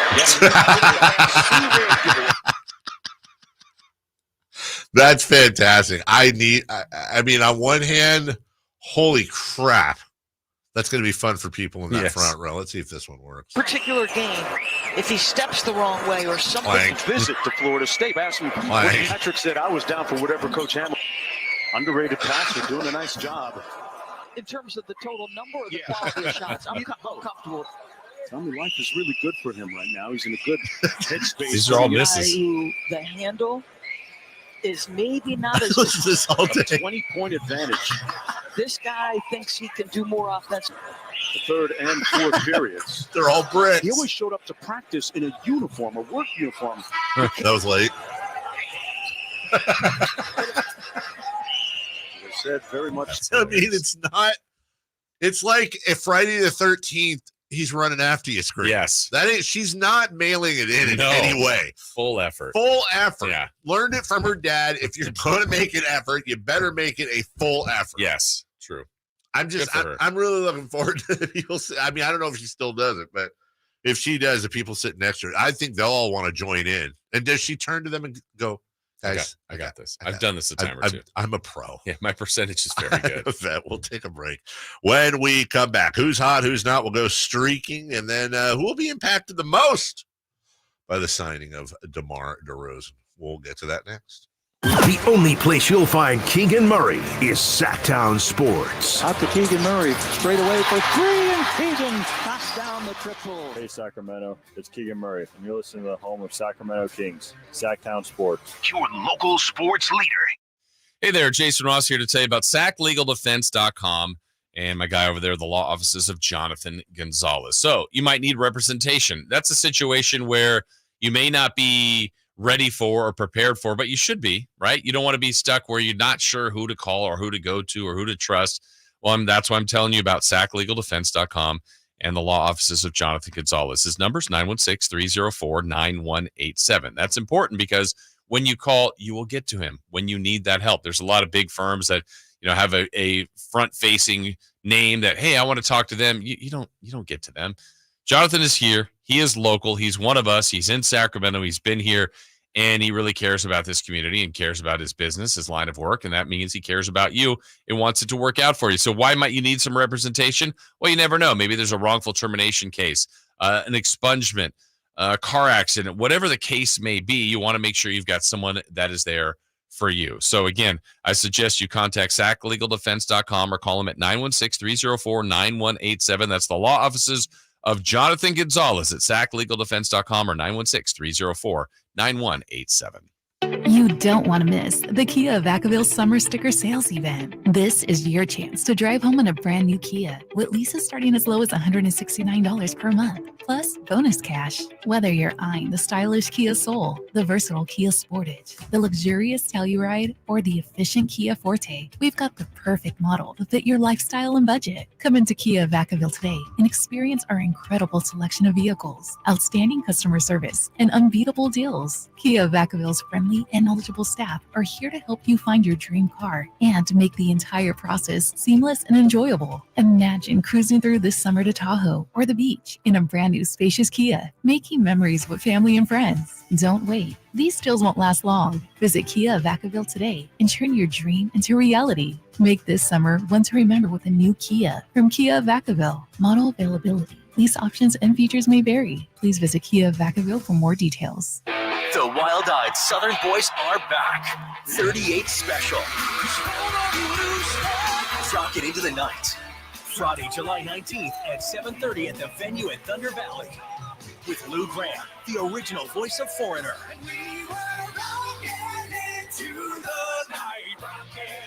Tickets on sale now.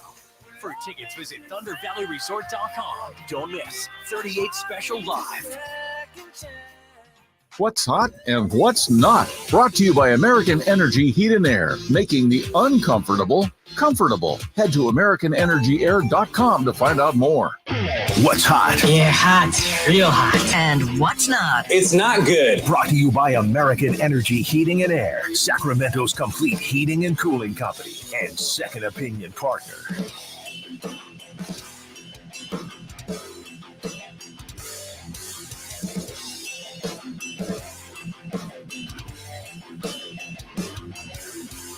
Who's hot?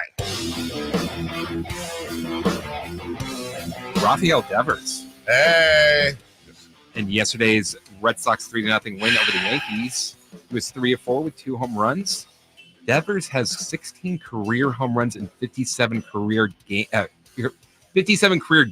in the Bronx, which is the most by a visitor in MLB since the start of 2017. Okay.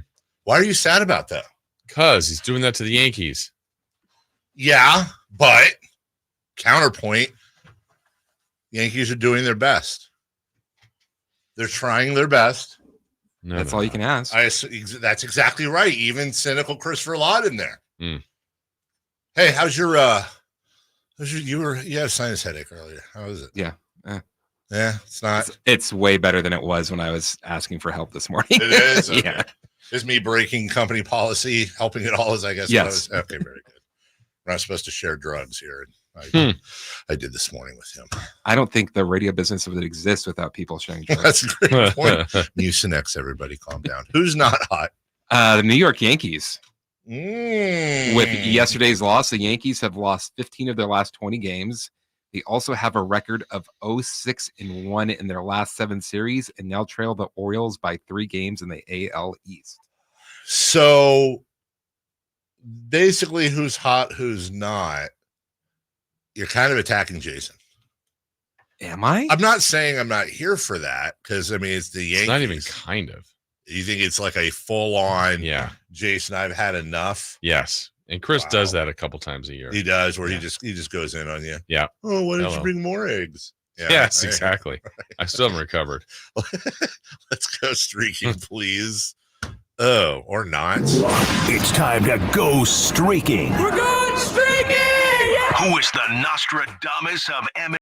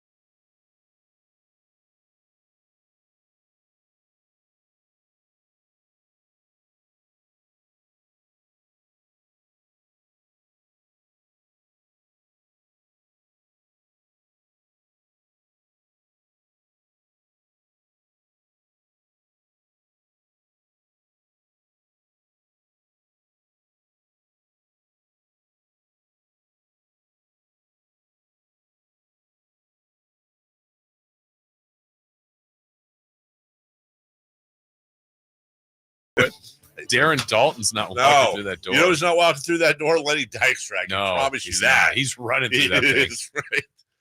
Right. John Kruk. Yeah. Is not walking through that door. Greg Luzinski. Okay, we're even now. Mitch Williams is not walking through that door. Chase Utley. Not walking through the door. Ryan Howard. Definitely not walking through the door. Steve Bedrosian. Wow. Is not walking through the door. Good pull. You're just thinking of baseball cards. I'm trying. Oh, I'm 100%. Yeah. I'm like, did Razor Shines ever play for the Phillies? Good name, though. Wonderful name. Yeah. Where are we at here? 8:51. We've got, let's see, 4 minutes here. We got a couple of things to talk about, but it's as good a place as any for me to thank all of you because today is the 11-year anniversary of me moving to mornings. Yes, 11 years ago today. I didn't just move to mornings, but came back. I was allowed back in the station, and after my sabbatical. So your first return, you went right to AM, right to the mornings. It was me, Keith Brooks, Nate Goodyear, and Corey. Mike D. Yeah, that was that was 11 years ago today. That was 11 years ago today that I ended my sabbatical. Okay, like who was it? Not Lou Williams. Crawford. Jamal Crawford would get asked, "What coaches have you played for?" And then he could recite them all. So from that day on, 11 years of morning. I like this game. Let's see how he does, Chris. What have been the additions of the show with you in the morning? In no particular order. Yeah, let's see what you can name. So you say that group. I have worked with that group. I have worked with Deuce and Mo. Yeah. Worked with Katie and Nate. Yeah. You, Jay Mars, Chris, Kyle. That might be. I think that's it. Because it went from that group. Was it to Deuce and Mo, or was it to Katie and No, Nate? It went from the Keith version to the Deuce and Mo version. Then to Katie and Nate. Yes, and I remember having a massive argument with our big boss over that because he thought he knew that I absolutely could not stand that first morning show at all. No offense to Keith, it just didn't work. I knew Keith longer than anybody in this building. People think we hate each other. We don't.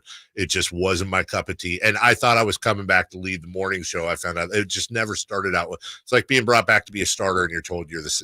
It just never was going to work out. It wasn't a good show. And then they thought that because I was really close with Deuce and Morgan, and we were friends, that would work. But they had a wonderful thing going on in the middays. So I remember. Who were they on with? It was with Jason. I thought you were stalling. I'm like, no. I thought he was going somewhere else, and then I was like, he wouldn't go there. So no, So you, I'll never forget. I thought you three. I objected, and I had nothing to do with Deuce and Mo. I loved it. It was just. You guys had a great thing going at midday. Should have stayed there. That show should have stayed intact, I thought. And then that eventually, we know what happened there. And then Katie and Nate moved back into middays. That was fun. Wasn't Matt with you, Matt George, or was it you? I know he was a board op for a while, but I think he was. But I mentioned Jay Mars and Kroll. I mentioned Jay Mars. Matt was with you for sure. So Matt for sure. Then I think to Kyle. Kyle and Jay. Yeah, well, because it was Katie and Nate, and then that became Kyle, and then Kyle and Jay. I think Kyle and Jay was probably the second best iteration of the mornings, other than the one we have right now, which is my favorite. I'm not just saying that. No, it really is. No, this one is, and that is nothing. That's no offense. That is no offense to any of the previous folks at all. It's just I've said it before publicly and privately. I'm a nut job, and I am high and low and emotional and off my rocker a lot of times. And you're loco, man. And you are the through line that doesn't get too high, doesn't get too low, and can keep things on track. You got the old program director in you. You're the Harrison Barnes of the show. I take you out of the jacket every day before you start the show. That's exactly right. Put me right back in. Yeah. It's like when they get you're Scarlett Johansson who gets the Hulk to go back to David Banner. Yeah. Where you're like, hey. I can't tell you how many times it's been called that. You're the Hulk. Yeah. Well, the crazy part of the Hulk, not obviously not the muscle part of the Hulk. But, after the show, you're like, hey, sun's going down, big guy. Sun's going down. There's a little food. We'll put you in the corner. Food and water. And then, so and that works perfectly. And then Chris. Yeah. He's there. This guy. Yeah, that guy. The wild card. The wild card. Yeah. Never know what he's going to say. But he's going to have it all saved on audio. I really do. I really am having as much or more fun than I've ever had. Had a ball. Thank you to all of you for the support. 11 years alone just in one spot is insane. But you add that to everything before that. I've been, look, make sure you have endorsements, kids. It's great job security because it sure as hell ain't talent. So thank you. And thank you all for listening and supporting. And we'll have a cake a little bit later. I think there was an email that's going to go out. I'm sure. Probably a trophy. A trophy. I don't know. Well, I guess Here's to 11 years. Isn't 11 years? 11 years is a trophy. Yeah, is a trophy. Yeah, it's a trophy anniversary. We'll take a break in the final hour of the program. Who will be most impacted by the signing of DeMar DeRozan? A lot of people say don't forget Don. No, Don was before. I was on in mornings with Don before I got fired. I got fired from mornings with Don, and then he and I never worked again after that. When were you doing two shows? That was with Don. I would do till I think we did 5 to 10 a.m. But 5 to 6 was like reruns and stuff or whatever. And then I would do 12 to 3. Was it 12? Oh, that's at the beginning. God, that's right. Because for a while I do 10 to noon, but when we had the whole Dan Patrick thingy, what did you do in between? A lot of times Go to Denny's. Yeah, he's right. Or I'd sleep in a room. I get the jacket. God, that sucked so badly. Anyways, no, I'm not leaving, guys. It's not yet. 11 years.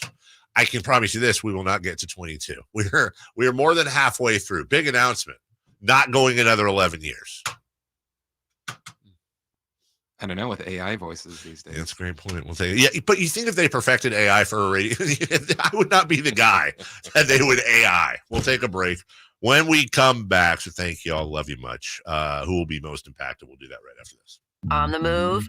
Got somewhere to be? Take Sacramento Kings basketball with you. The Sacktown Sports app will let you stay connected to your passion. Never miss a moment of Sacramento Kings basketball with the Sacktown Sports app. I didn't ask to be thrown in the streets with nowhere to go. I didn't think I'd survive.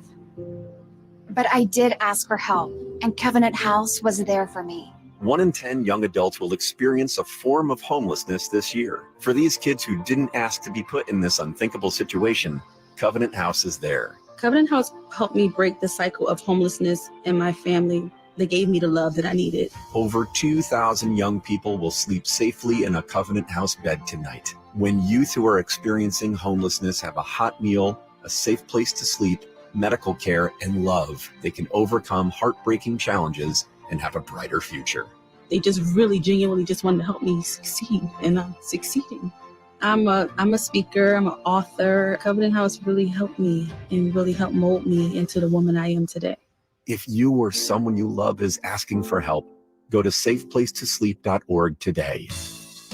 Jerry and Kenny here from Bell Brothers. And if you've even thought of replacing your old, outdated, inefficient windows, now is the time to take action. Right now at Bell Brothers, when you buy one window, you'll get the second one for 30% off. That's right. Buy one, get the second one 30% off. That's real savings, up to $6,000. You have to buy at least 4 windows to qualify, and you can't mix windows and doors. But beyond that, every second window is 30% off. For example, when you buy 10 windows, you will get 5 windows at 30% off.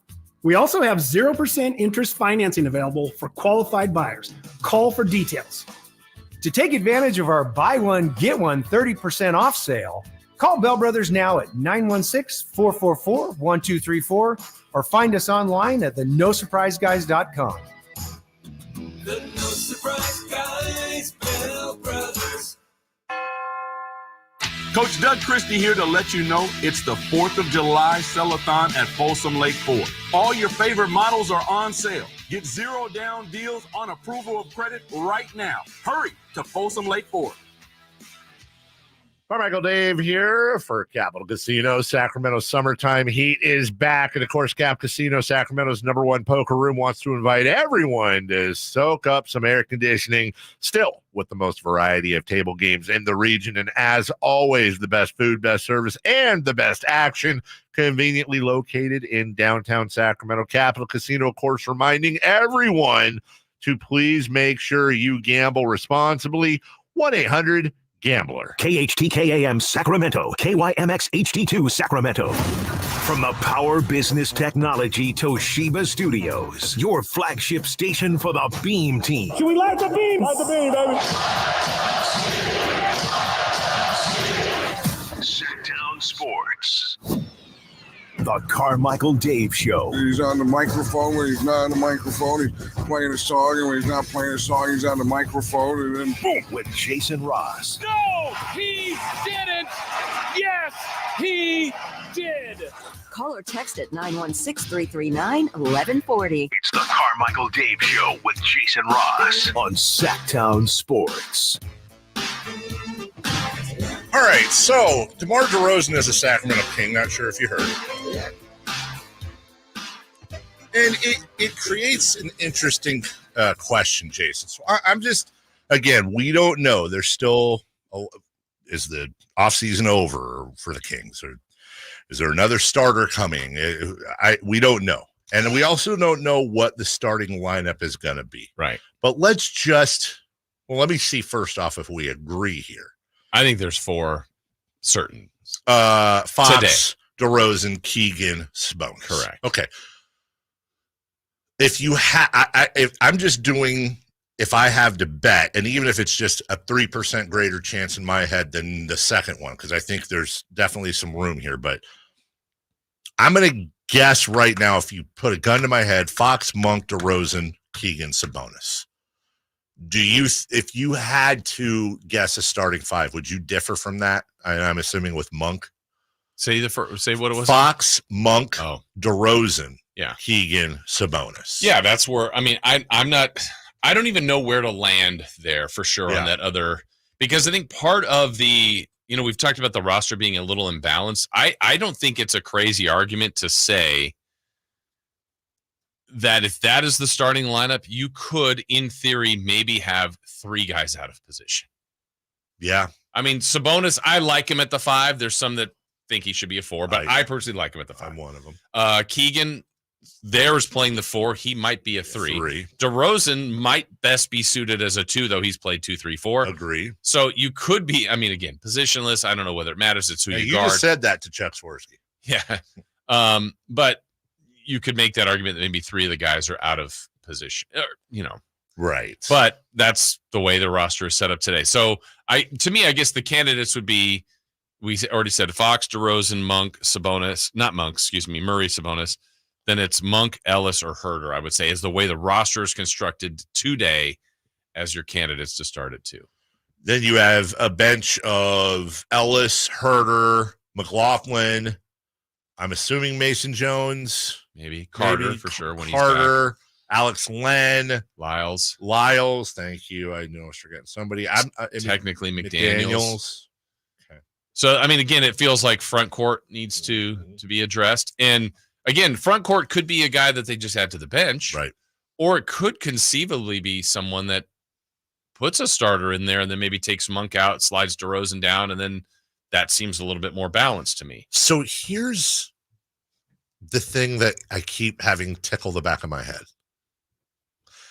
because this is likely the second time the Kings have ever been in this position since they've been in Sacramento. And what position is that? I always have to make sure things aren't taken out of context, and I always have to do a disclaimer. I would not necessarily support this, and I don't think they're going to do it. But Jason, when you have Fox, Monk, DeRozan, and Sabonis to go along with Keegan Murray, the Kings are in a position right now where they actually have the assets to where they could make a move in which the national media would say they're making a legitimate run for an NBA championship. And what I mean by that is this. Again, not advocating it. So calm down. But they could conceivably offer up Keegan Murray and 3 or 4 first-round draft picks as a trade chip. And get about anybody. And get about anyone. Not if they identified a player's like, this is the move. This is the move. I think they could do it. And if you're asking, well, could they get Lauri Markkanen with that? Yeah. Guarantee you they would get Lauri Markkanen for less than that. They could, of course, and I'm not talking about Markkanen or Ingram either, and I don't know who the hell I'm talking about, but I'm saying, I got to look here because I'm trying to think of, like, odds are it would be power forwards and centers is who they'd be going after. Do you grab a center and move Sabonis to the 4? I'm talking like not an Embiid or Jokic center, but, probably any center in the league outside of Embiid, Jokic, and Adebayo. They'd at least like the only one I'm thinking that maybe would say no would be Memphis with Jaren Jackson Jr. But I'm not. I mean, now they have Zach Edey. I don't know. Or a power forward, and you add that in. It's like, okay, is this it? Is this where they, because DeRozan's going to be 35 August 7th? Is this where they make the move? They're not getting Giannis. I don't think, again, if you just tuned in, we're just doing this for funsies. The imagine here is Keegan Murray and 3 or 4 first-round picks. What can they get out of that? They're not getting Giannis. Keegan Murray and 4 first-rounders for Anthony Davis? I don't think they have. I mean, I would hope they wouldn't have to give up all that, but maybe. You think they can? I think the Lakers would have to listen to that. Probably that and 2 first-rounders, I would say, somewhere in there for Zion, if he was available. Mm-hmm. And look, my point is this. I don't want to spend too much time on it because people are going to be like, okay, this is stupid. Why are we talking about this? These are capable. These are possible. These are doable, if not preferable, moves, again, to where the Kings are at this precipice where are they going to be one of the playoff teams, or is this a team going for it right now? Now, odds are there's a very good chance, by the way, that Monty's going to say, we're just pushing it forward on the timeline. We added DeRozan. We got better in a number of different ways. We're aware that we need to get better in other ways. I need to see how these guys work together, and that doesn't prevent me from using draft capital or guys that we have right now at the trade deadline next summer. We don't have to do everything right now, but you don't not have to do everything right now. So the question is this, Jason, before, when you had a lineup of Fox, Herter, Barnes, Keegan, and Sabonis, we'd always have this conversation. Well, what is the most upgradable part of the starting lineup? And it was always, you have tremendously upgradable parts in either Barnes or Herter or both. Correct. What's the most upgradable part of the starting lineup now? Again, it's now back to, it's almost like moving the pieces around. Right. So I still feel like it's 2, 3, 4, but you did upgrade with DeRozan, so he's going to play one of those positions. I just feel like some of the things have moved here to me. I think the construction of the team right now, here's what I like. I think Sabonis maybe being the third or not option, but third or fourth scorer on the team is great. He still needs to be the league leading rebounder up there and rebounding and assists. That's awesome. But now you're not going, hey, we need 20 plus from the guy. If he gets that, that's awesome. Right. But it needs to be DeRozan and Fox in some order there. And then Murray. Hey, we've always said this team needs a 3-and-D guy. I think that's Murray. I agree with you. I think that's what he has to become. Doesn't mean he can't have a 35-point night, because he can, but he also might have 12, but he's going to be really important to this team defensively. So I think the night of the trade at the Classic, one of the things I was thinking of is, what is Devin Carter thinking today? What is Keon Ellis thinking today? What is Kevin Herter thinking today? Because their minutes they got taken a little bit in some way, shape, or form by this move. And even Monk to that extent. Look, Monk just signed the deal. Apparently he was part of the guys in the conversation with DeRozan. He should be happy about adding more talent, but it might compromise some of his minutes in some way, shape, or form. I'm not saying it's just going to be a little bit different here. So, that's why it still feels like something else needs to happen to clean up the backcourt a little bit. You mean as far as somebody going out? Yeah. We always look at Denver. I tend to, at least. And you and I have had this conversation as the quasi blueprint. I feel like I'm ready to say right now, after a few years in the business, in the league. We always talk about who's the Kings, Aaron Gordon. It's Keegan. But the problem is that I think we too often want to compare Keegan Murray's actually our Michael Porter Jr. But I think he's more comparable to Aaron Gordon. And Aaron Gordon is, as a matter of fact, the power forward for the Denver Nuggets. Right. He's also they're both 6'8". The Nuggets can do it with Jokic on the front line, who at best is as good a defender as Domantas Sabonis. Yeah. And I would say Sabonis is better, or at least was better last year. Okay, well, if they're truly following that blueprint and Murray is the De'Aaron Fox, and Keegan is the Aaron Gordon, and Sabonis is the diet version of Nikola Jokic, the lesser of the two, did they just get closer with DeMar DeRozan, who is not their Kentavious Caldwell-Pope? No. Defensively, but he's better than him offensively. Yeah, and better than Porter offensively. That's exactly now right. He's not tall like Porter. He kind of gives him that additional length, right? He's taller than Gordon. Yeah. And that's the issue. That's why I keep going back to I just don't know if they're done. It seems to me like they know they've got to add another 4/5. Well, let's even go back to the better part of the last year or so when we've been having these discussions. Like, well, probably Barnes or Herter are on the move. Nobody wants these guys. Well, you've got a 6-time All-Star with some other pieces for Harrison Barnes. Yeah. Well, for Harrison Barnes, I mean, some other pieces. I don't care about the second round picks. I don't care about Chris Duarte. I will insist on throwing in the 2031 unprotected pick. Well, yeah. But yes. But I mean, player for player. Let's just say beforehand, would you have thought you could get DeMar DeRozan for a 2031 first round pick in Harrison Barnes? No. Yeah, I didn't think so. No. But there is another factor in that conversation we have to have as well, which is, when we're talking about what we gave up, we also gave up $25 million a year. Now, I'm not saying that in a bad way. I'm just saying fact of the matter is that's a $25 million roster spot that we're giving to a guy who's 35, 36, and 37 years old. Doesn't bother me as much as other people, though, because of his durability. Right. And I think it's more of the age thing. That's the thing I think I've had the hardest time understanding with free agency has been some of the inequities with contracts, for example. Like we talked about it last week, but Valanciunas, who is older but not old, has been proven, not an all-star, but good. 3 years, 30 million total, so 10 per. And then a guy like Hartenstein, who had a really good season, but is getting $30 million. Like, he's getting paid more than DeRozan. He's good. He's going to help them. Yeah. But I think that's what they had to pay to get him, I guess, and good for him. It's interesting. Sorry, as we go to break, when you look at Jason, when you look at Keegan Murray and Aaron Gordon, it's actually kind of scary, the comparison, and really how close and even they both are. And what really gets me is when we're talking about defense, that maybe that's the big thing for Aaron Gordon over Keegan Murray.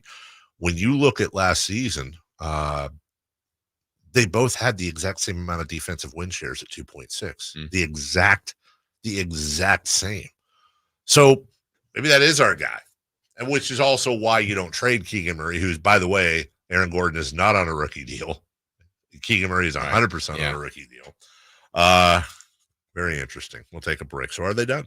Should they be done? What would you like to see the Kings do next before the season starts? We'll get to that next.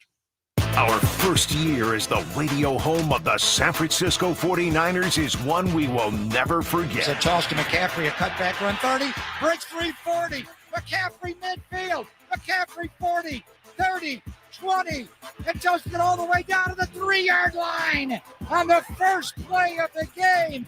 CMC Dynamite! Congratulations to the 49ers on a terrific year. And thank you for so many wonderful memories. I'm Ken Korak with your Green and Gold Report, brought to you by Xfinity Mobile. Connect to the most reliable 5G network nationwide. We're looking at the A's top prospects halfway through the season. You have to start with shortstop Jacob Wilson. Now, despite missing a month with a knee injury, he is batting a ridiculous .463. And over the last weekend in June, playing in AAA for Vegas, he went 7 for 10 with 2 doubles and 2 homers. In 11 games in the Coast League, he's batting .447. Want to save on some of the biggest names in streaming on the network made for streaming? Now through September 21st, get 150 megabit Xfinity internet for 12 months with a 1-year contract. And for just $15 a month, add the new Stream Saver. That includes Peacock, Apple TV Plus, and Netflix for just $35 a month. Switch at Xfinity.com today. Restrictions apply. Requires paperless billing and auto pay to stored bank account. Equipment taxes and fees extra. After promo, regular internet rates apply. Currently $54 a month. Actual speeds vary. Stream Saver requires Xfinity internet or TV and price subject to change.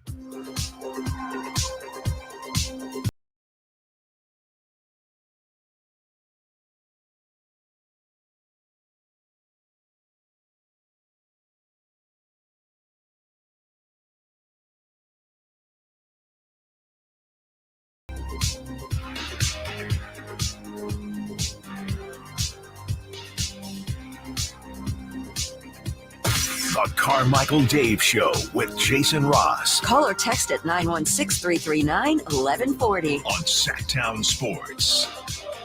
DeMar DeRozan is a Sacramento King. You know, funny enough, Jason, you know who else is a Sacramento King? Malik Monk. Yes, he is. And he felt the love here in Sac. Like I say, man, I feel it everywhere because I feel comfortable everywhere I go. I drive down the street, somebody say, what's up? That's what's up, comfort. That's feeling the love. That's feeling like home. So I feel the love every day. Mm-hmm. How about next year? Any unfinished business you want to take care of? I feel like we all got unfinished business. Right. Kev went out too. I went out. I feel like we weren't healthy, and I felt like we didn't get a fair share of us playing and going out all healthy. So, like I said, I'm back. Glad he's back. He's back. So glad he's back. I don't know that they're going to have Kevin Huerter. But I also feel like we're underrating the possibility that Kevin Huerter got a shoulder fix and is going to come back and could be like, I'm not saying this is going to happen, but it's not unrealistic that he comes back and he's a total weapon again for us, which would be insane. It'd be great. Especially if that's coming off the bench now all of a sudden. Yeah. Yeah. I mean, we can't ignore what he did when his first year here was really good. Remember, he was like record setting pace and blah, blah, blah. And then the stupid 3-point contest. How did he didn't? Yeah. No, he didn't fare well at all. 1-800-920-1140. Hudson, good morning. Hey. Morning, Dave. It's been a minute. How are you and Jason doing? We're doing good. How are you doing, brother? I'm doing great. I just want to talk about, do you think there's a chance we still go after Kuzma, like Huerter and some picks for Kuzma or anything? I think there's a chance, but let me ask you this. We just went over the lineup. We're assuming it'd be Fox, Monk, DeRozan, Keegan Murray, and Domantas Sabonis. If we get Kyle Kuzma, whose spot does he take?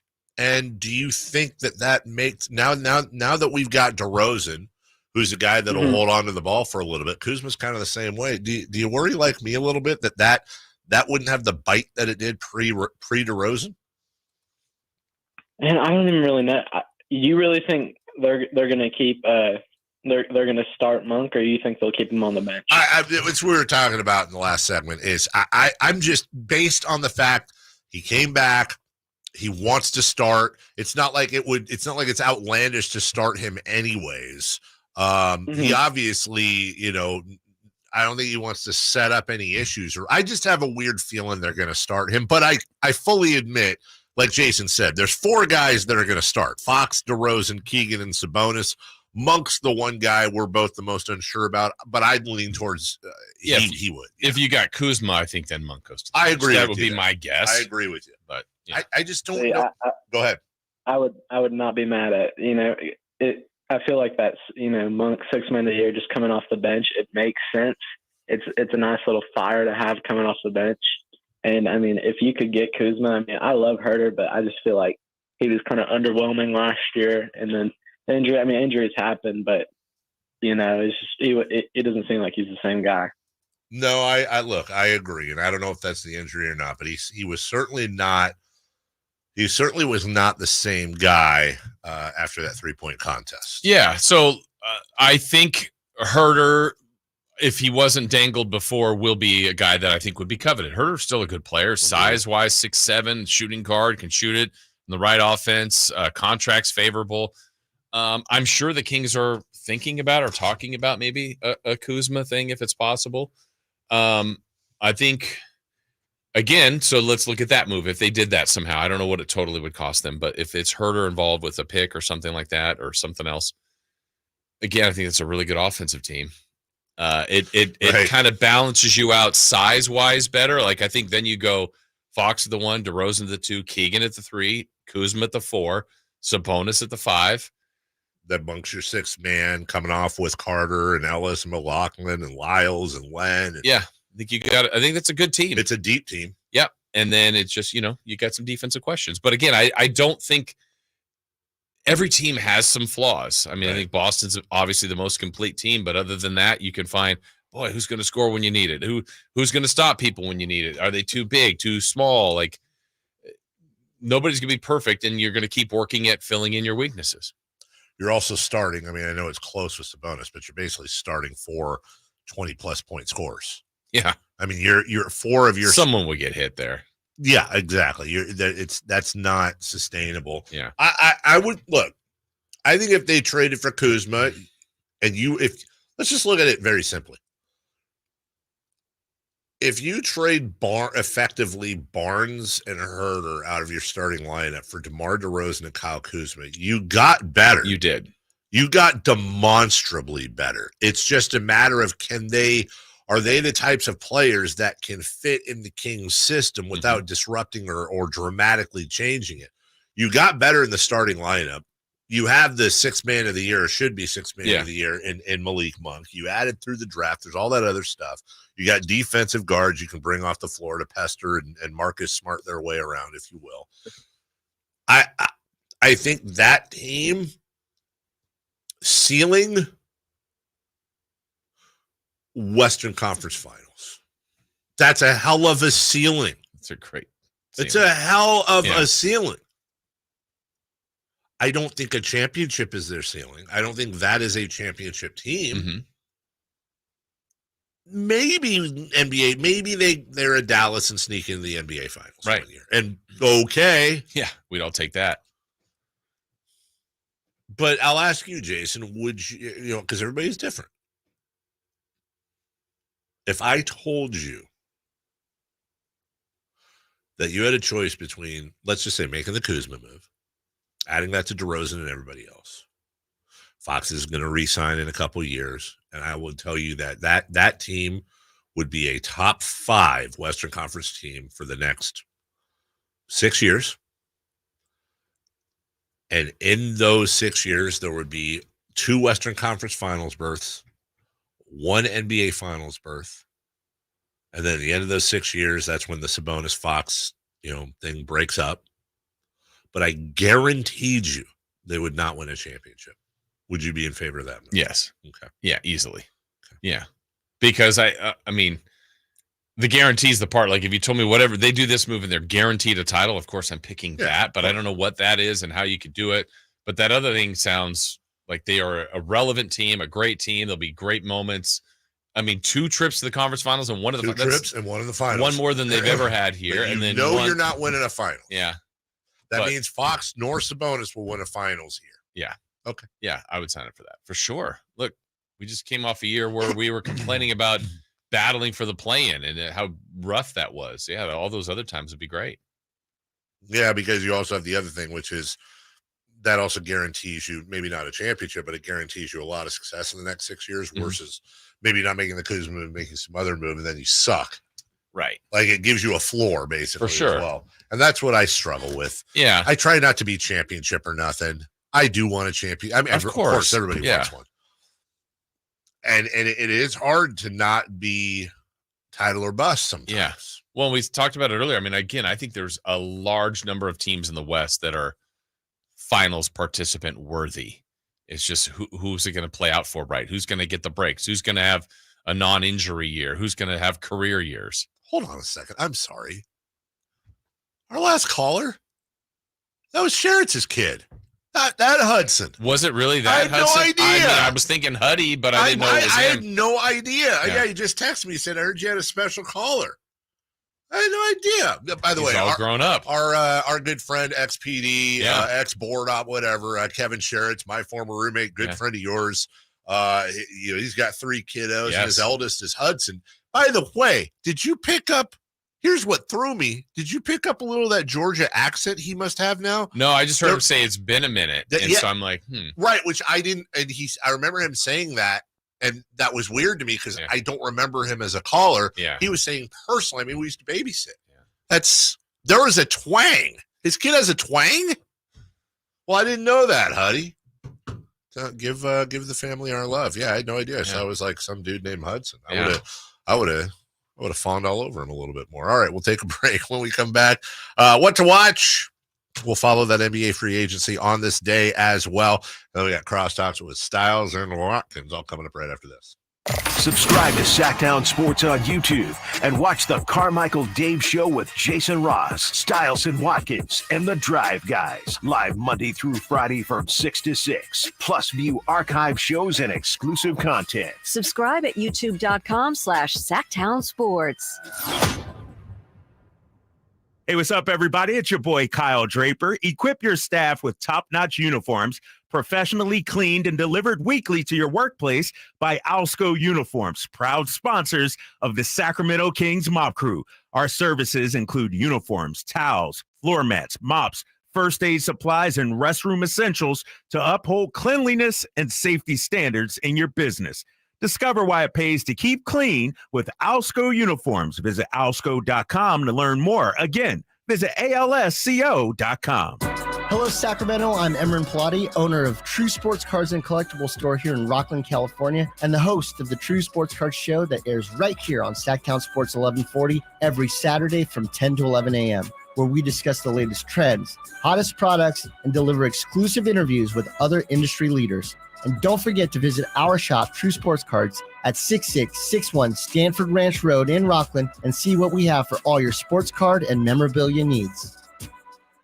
If you've been on the American River, it's uphill, it's downhill. There's trails everywhere that you can walk, and it just makes you happy. And I couldn't walk, and it was terrible. I was turning into a real crab. I went to the Good Feet store, and I tried on the arch supports. I could not believe that I was not in pain. I can walk, I can run, I can jump, I can do anything. My name's Terry, and that's my Good Feet story. The Good Feet store in Sacramento, Roseville, and Vacaville. Right now, while you're sitting on the couch or just driving around, your friends are at the Hagen Oaks Driving Range powered by Top Tracer. The vibe is perfect, whether you're an accomplished player or a newbie. Play a variety of fun games, play Pebble Beach, or compete against friends at the Hagen Oaks Driving Range. Hungry? The Hangout Food Truck offers burgers, chicken strips, and more.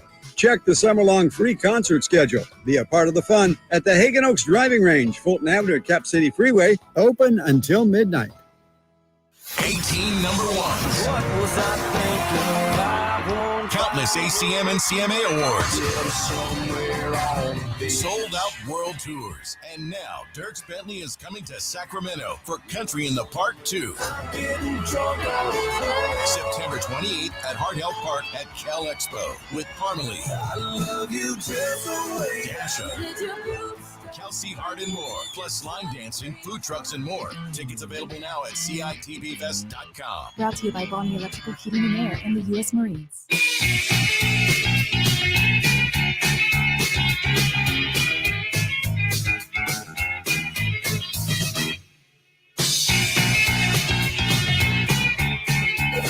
Waking you up with the best in local sports. It's the Carmichael Dave Show with Jason Ross on Sacktown Sports. Hey, Carmichael Dave. Hey, Jason Ross. Question for you. Answer for you. So we just had Hudson call in. We've had others on YouTube and the text lines suggest or talk about Kuzma, which I think if you got someone like him, he probably does go into the starting lineup and you shuffle things around. Great call from Hudson, by the way. Yeah, so I think that's a route the Kings can go. I think everybody would agree that they're probably need a boost in the front court. Now, What if the boost is a different plan and it's a bench guy? Which might be also part, I've seen people talk about Isaiah Stewart, Sadiq Bey, Doug McDermott. I don't know, just different names out there. Yeah. Because I think they need a little bit more there. But if it's someone like Trey Lyles in a sense that will help you, but it's off the bench, does it help you? If that makes sense. Like if you're still kind of guard heavy and starting lineup a little unbalanced. Yeah. Because I don't know that they're definitely getting a starter if they look to make a move. Yeah, I honestly don't know. Obviously we're talking about they lack size down low. Yeah. They lack defense down low. Because literally they could get another big man. Let's just say someone like Alex Len. It's like, yeah, they get more, but right. But you're not playing like they had JaVale McGee and Alex Len. And at one point you're like, you're just going to play one of them as a backup. Or they played Lyles and played smaller anyway. I think that might end up being the move. And kind of like what we talked about, if we look at the history of Monty McNair in that front office, it's all right, let's inch forward a little bit. Yeah. Okay, we got a little bit better here. Now we're going to get a little bit more better. We still have all our draft capital with the exception of the Herder pick. We still have movable pieces. Yeah, you don't have to move Herder now. No, you don't even have to move Herder. No, you don't. But in Herder and those picks, you've got some, you have salary plus, things you can move around that are valuable. And and to be honest, I think that this is also very fair. They're never going to say this, but they're probably thinking in that front office, look, we're not winning a title this year. So what's wrong with let's take a look and see how this team does. Sometimes things that you think are weaknesses aren't weaknesses. Yeah. Once they all play together, they figure it out. Oh, you know what? Actually, that's not as bad as I thought. And sometimes things you don't expect to be strengths become strength. By the way, to be fair, sometimes things you don't think are going to be weaknesses end up being a weakness. Right. And you see how it all plays out. And then you go, okay, why would we want to spend all our capital putting this team together when, oh, by the way, there might be a problem that we need the tools to fix down the road, and you want to wait until you have those tools to fix it. Yeah, and I think, the thought of, hey, we're not going to win a title this year, that also needs to be fluid. And my point being, so 2 years ago when they kind of snuck up and all of a sudden we're a 3 seed, well, a lot of times the champions or the teams that get to the finals are 3, 2, or 1 seed. Doesn't mean that's given to you, but the Kings were in a position where a lot of things were favorable for them, and I don't know that I thought they could have won a title, but if everything kept going right, why couldn't they have been? OKC last year was not a playoff team the year before. Right. And then they were the 1 seed, and if they felt like, hey, we're not a championship team this year, again, I like the Caruso move. I would have tried to have done that during the year last year, because it's like, hey, you're the 1 seed. Take advantage of where you are right now and see if you can fast track this and sneak one out when maybe you're ahead of your schedule. So I think that's something that needs to be fluid, where if this year goes even better than you think, hey, then why can't it be a kind of run type of year? So I think that needs to be something that's fluid. Well, and to your point, OKC, and this is where we always talk about not knowing what we don't know. OKC might have gone after Alex Caruso last year, and they couldn't get him, or the price is too high. They just sat and waited, Sam Presti, and then finally got their guy. There might be some of those folks that Monty's looking at right now. Yeah. The price a little too high, or they can't get him, but maybe at the trade deadline, maybe next year, that's when the bargain shop. Yeah, what's the old saying? And I don't think this is an old saying. I think I'm about to make up a saying right now. Hold on. You don't want the store to announce once in a lifetime bargains the day you don't have any cash in your pocket. Right. Perfect saying. Perfect Put that saying. on a shirt. And maybe that's what. Yeah, put on a shirt. Maybe that's what they're doing. They're making sure that they've got money for when the blue light special hits. Yeah. And they've still got assets. Right. And you're right about Chicago in that sense. Maybe those players weren't available, or the asking price was too much, because they were trying to get in as a playing team. Yep. And so worried about that. Now they're just like, hey, take our guys. Like, they're rebooting. We're good. Yeah. But they were going for it to get in and see if we could do something. They got in and not much happened. And it's not just take our guys. When you look at the return they got for Caruso, like you mentioned earlier, and DeRozan, effectively, they got Duarte and Giddey, and then not really even that much draft help at all. No. That is what does Monty always talk about? A distressed team. Right. That's a distressed team that's trying to do things. And by the way, maybe next year that distressed team, if the owner can, put down his whatever he's on, maybe that distressed team is Phoenix. Yeah. And maybe that's that next player. Absolutely. And maybe you don't have to spend the toughest thing in the world for undisciplined people. We'll go back to the money in the store thing.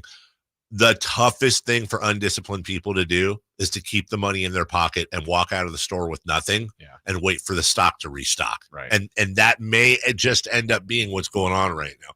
Get a lot of questions today, and I probably about 9 of them. So, and they all center around Walker Kessler. And the idea, I guess, on that would be acquire Walker Kessler. The assumption would be to start him at the 5 and put Sabonis in the 4. I love Walker Kessler. I think Kessler is already a fantastic. He's not a superstar, but he's a guy that's going to get you, 12 points, 10 boards, and 3 blocks a game and play tremendous defense. He's a shot alterer. I think at this point, Kessler is not the guy you'd acquire to move Sabonis to the 4. They just shoot way too much of the same dirt. You're definitely getting your defensive anchor, but it's going to bog down your offense, and they're going to steal rebounds from each other. You're not going to get the best of Walker Kessler because of Sabonis, and he's going to take away some of Sabonis's Sabonising, if you will. Right. If we were going to do something like that, I still think a guy like Brook Lopez, and I'm not saying Karl Anthony Towns. What I'm saying is a Brook Lopez, Karl Anthony Towns type that they're big and they can stretch. That's odds are who you're playing with Domantas Sabonis. I'd love to see if they could get. I'd really love to see if they could get Brook Lopez. I think a Fox DeRozan, Murray, Sabonis, Brook Lopez starting 5, and you have Malik Monk as your 6th man along with the rest of that. I'd really love to see what a team like that can do, considering Lopez is deadly from 3 and is going to give you 2.5 blocks a game. Yeah, you've now. And you talk about Lopez's age. I was thinking a lot about that over the weekend. I haven't seen the numbers, but I guarantee you Lopez probably runs 20 miles less a season than Domantas Sabonis because he's playing 3/4 court. He's in the paint on defense. He's outside the arc on offense. He's running 3/4 of a court each time. So Monty's got a lot of options that we can throw out and explore. Yeah, I just don't think they want to put Domantas at the 4. You might be right. And maybe it's as much of a concern with him defensively guarding some 4s as well as kind of limiting his superpowers as the 5. I don't know. I just don't see them doing that. Maybe that's where you look at a lot of people throw out Bobby Portis's name. Yeah. Another buck. Yeah. You just don't feel like these guys are necessarily. You're talking about a championship caliber team in Milwaukee, and those are 2 massive pieces to that. They're not Giannis, but they're pretty big pieces. Yeah. Can you find some of these other things like the Sixers getting all that assets coming in? They cut a guy like Paul Reed, who served as a backup to him. Yep. Like that's a name That's I think that should be talked about. Now, how often do they use him? But I just feel like, to me, the Kings need a few more 6, 8 to 7 foot guys. And to your point about a guy like Paul Reed, who doesn't peel the paint off the walls necessarily, but what they need to be able to do is be switchable. Let's be honest, being smaller down low. I'm not doing an endorsement here. Being smaller down low, that's not an issue against a lot of teams. Right. There's a lot of teams that are built the same way or even smaller. Yeah. You just want to have the ability that when you are facing a team that's big, Minnesota, when you go up against Timberwolves, you want to have the ability to do something to adjust those minutes. So, hey, maybe your new 6'8", 6'9", 6'10" guy, there's some games he's coming off the bench 7th, 8th, playing 15 minutes. There's other games he's the first guy off the bench or second guy off the bench, and he's playing 25 minutes a game. You want that arrow in your quiver, I guess. Yeah, and we've talked about when we talked to Chuck Swirsky earlier, the Bulls announced, he's like, look, they were playing Caruso at 4 defensively. He was guarding just bigger guys. And so, that's what we're hearing. Someone like Devin Carter, when healthy, can guard multiple positions. You want people that can do that more than not, but I still think there's some defensive concerns up in the front for the Kings. We got a break here. I'm just kind of running into but I'm gonna throw out a name I haven't heard talked about yet. Okay. This is a guy that would fit into the mid-level exception they have. Okay. He's mid-20s. 6'10", 235-ish. And I'll just give you his per 36 numbers. He averaged, around 24 minutes. But as a backup big, somebody to help out, this guy per 36 averages 20 points, 12 boards, a little over a block a game on 58% shooting. Not that great from the free throw line, 71%, but he's somebody that would fit in the MLE. He's 25 years old, 20 points, 12 boards per 36. And his overall averages last year, for example, a little over 13 points, 8 boards, just under a block a game. Would that interest you? I think I know who this is. Do we know this player? We do. Intimately here in Sacramento?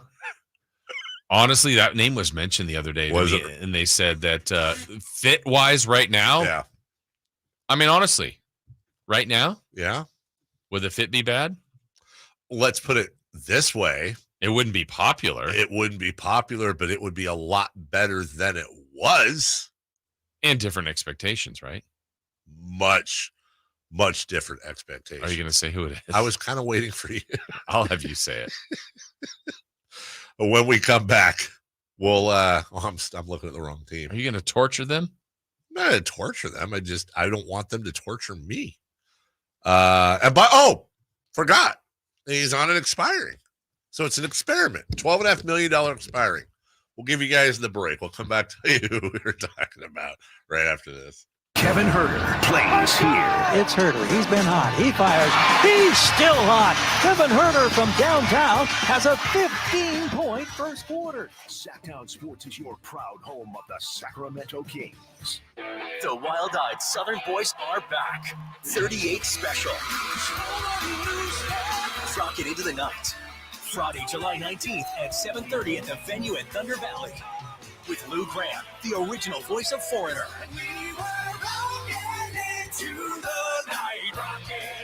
Tickets on sale now. For tickets, visit ThunderValleyResort.com. Don't miss 38 Special Live. At Ashton & Price, over the last 25 years, we've won just about every injury case you can think of. Slip and fall, falling merchandise, fell through rotted decking, we won those. Dangerous stairs, falls into holes, dog bites, won them. Injured while pedestrian or on a bicycle, auto, motorcycle, big rig, company vehicle, Uber, or Lyft accident, we've won them all. And the best news is there's no fee until you win. So no matter how you got injured. Remember, for the best advice, don't think twice. Call Ashton & Price. Hey, it's Carmichael Dave for American Energy Heating and Air with a question. Have you recently had a technician diagnose your HVAC system and you were a bit surprised at how much it cost? Or did something seem off about their quote? Because at American Energy, they take pride in giving you honest, straightforward solutions to get that system up and running. Have their qualified technicians come out and give you a free second opinion. It's free. You got nothing to lose but some dollars off of that original quote. They're making the uncomfortable comfortable. They've been doing it since 1981, serving the greater Sacramento area. A+ with the Better Business Bureau. That's why they keep having customers coming back for more and more and more. You can call them and set that appointment at 916-520-9990. That's 916-520-9990 or AmericanEnergyAir.com. Call 916-520-9990 now. This 4th of July celebrates spectacular savings at Elk Grove Kia. During this Kia summer sales event, drive away in a 2024 Forte for only $169 per month. Or get 4.99% for 72 months on a new Seltos. Or come shop our large selection of quality pre-owned vehicles with many starting below $20,000. We work with many credit situations and have vehicles to fit every need and budget. But these deals won't last. So get to Elk Grove Kia at the Elk Grove Auto Mall during the 4th of July sales event. Forte lease plus tax, $4,999 due at signing. 0 security deposit. 10,000 miles per year, 20 cents per mile excess. 5 available. Seltos offers $1,606 per month for $1,000 financed. No down payment required. 5 available. On approval of credit. Ends 7/8/24. Turn your highway into a smileway. Elk Grove Kia. Imagine the most beautiful panoramic setting. Endless waves crashing on a beach. Kids playing in the park. Now, right smack in the middle of your perfect picture, imagine just one piece of litter. It doesn't fit, does it? and it simply doesn't belong anywhere. Certainly not in California. Not even one piece. Good news? If we work together, we will change it all. Clean California. Zero litter is the goal. CleanCA.com. It's time for the news of the day. The latest headlines, the biggest stories, hard-hitting analysis. Yeah, this is none of those things. And now, here's Carmichael, Dave, and Jason Ross. Well, now we get to the bad news. The worst. We've talked all positives about the Kings acquisition. I looked at you real quick, Alan, and I glanced. Those are what, ducks? Mallards. But for a second, I thought they were little poofies on his shirt, and they were off his shirt. Yeah, like they were off his shirt. Yeah. Like tassels? Yeah. That's high school. Yeah. The worst part about acquiring DeMar DeRozan, at least according to fans, we'll see if you agree with this or not, and the listeners all right now, is that you will not be eating a Carolina Reaper. That's right. That very upset. Now, there are those that say, okay, I'm listening. A real one would do it for the city. That was you. Well, yeah, there's those that say. I had a couple people agree with me, so that makes it those. Yeah, I put everything on the line, and I trusted Monty McNair, and I trusted the Kings organization. Yeah, and it worked. Yeah. It's that simple. It's that simple. Did you guys hear our last segment? Yeah, you have to pay off that tease. Yeah, I will. I'm just wondering if you heard it or not. No, they changed the music out there. All right, I know I'm blocking somebody here, but we're talking about are the Kings done yet? Okay. So I'm gonna throw Dave's out, got an idea. I've got, this is they're hard capped now, as Bobby Marks just tweeted out. They only have their MLE left. This person would fit in the mid-level exception. Mid-20s, we need a big 6'10", 235. That's good size. And per 36 last year, 20 points, 12 boards, a little over a block a game on 58% shooting. In reality, last year, he averaged 13 points and 8 boards with just under a block on 58% shooting in just 24 minutes a game. He would fit into the MLE. He's available, I guarantee you, for probably not that much. I know where this is going. And again, 6'10", 235 would fit in as a backup big. Would you be interested? I think I know where this is going. I will give you a hint, and I know this will give it away at least for Chris. You weren't in the market at the time, so I don't know. They say he's got a hell of a second jump. Oh, okay. This is not who I thought. Oh, who did you you think I was going Cousins? No, I thought you were listing off Yorgos Papagiannis Greece League stats, because I was just telling Brendan the other day. Look, Papagiannis is looking good for Greece. Well, yeah, for Greece. We're in Greece. Hey, man, that's an Olympic quality team. I mean, okay. No, Marvin Bagley. That's yeah. That's something they could do. There's something they could do. Yeah. Teams have tried this before. Yeah. The reclamation projects after they haven't worked out. I mean, I know everybody really wanted that to work. You have him floating around. Did James Wiseman get signed? Yes. Yeah. Is he still in Detroit or is he still in Washington? Did he get signed? Someone signed him. Did he? Memphis? No. I thought it was Detroit, but I just keep putting teams on. Players on Detroit. Someone just signed him. The chat, by the way, is incredibly in favor of He's this. on the Pacers now. They love the idea. Bagley? Yeah, I mean, there's look. just a lot of other options. Yes. Literally too many anybody options. else. What's the best other option? Sometimes, when you break up. Yeah. When you break up. The rekindle's better. For a while. Early on. And then you yeah. start remembering why it didn't work out to begin with. Well, I'll just say this. There were lots of you guys may not remember, but he was the number 2 pick in the draft. Yeah. I can't stop remembering. He was look, you want to know how good he is? He was picked ahead of Luka Doncic. Yes. That's right. And where's he now? Where's he now? Where's he now? Yeah. Losing. Right. He was picked ahead of Jaren Jackson Jr. Where's he now? Where were you when you got the DeMar DeRozan news? Man, I was just at the crib. Just hanging out, about to grab some bevies. Got the Crib and noti bevies. on my phone. And the noti. Wow, so we went And it was crib, a Woj. bevs, and and noties. Yeah. Cribs, bevs, and noties. Saturdays at 8:30 on ABC.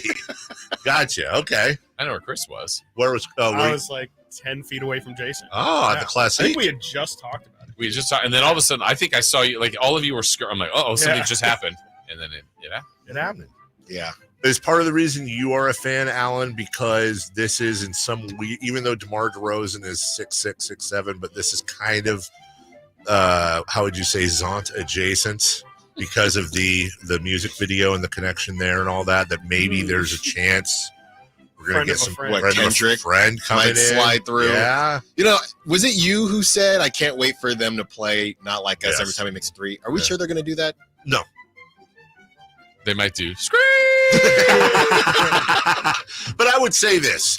We and the audience here in the mornings have shown an affinity and dare I say a talent for assisting the game ops without injuring anyone. So I think maybe they might go with it. What? You're shaking your head. I don't understand why. No. You know, he hits a shot. And because I'm telling you right now, they're not like us. I said this over the weekend. You can put that right in there with Industry Baby and Seven Nation Army once college football starts. They're all doing that. No, I hear you. I just think that it's a long season. That song is getting played a lot. Dun, dun, dun, dun, dun. DeMar DeRozan. Dun, dun, dun, dun, dun. Did you do the full name or Isn't just it- DeRozan? I think you added it. Did I add something?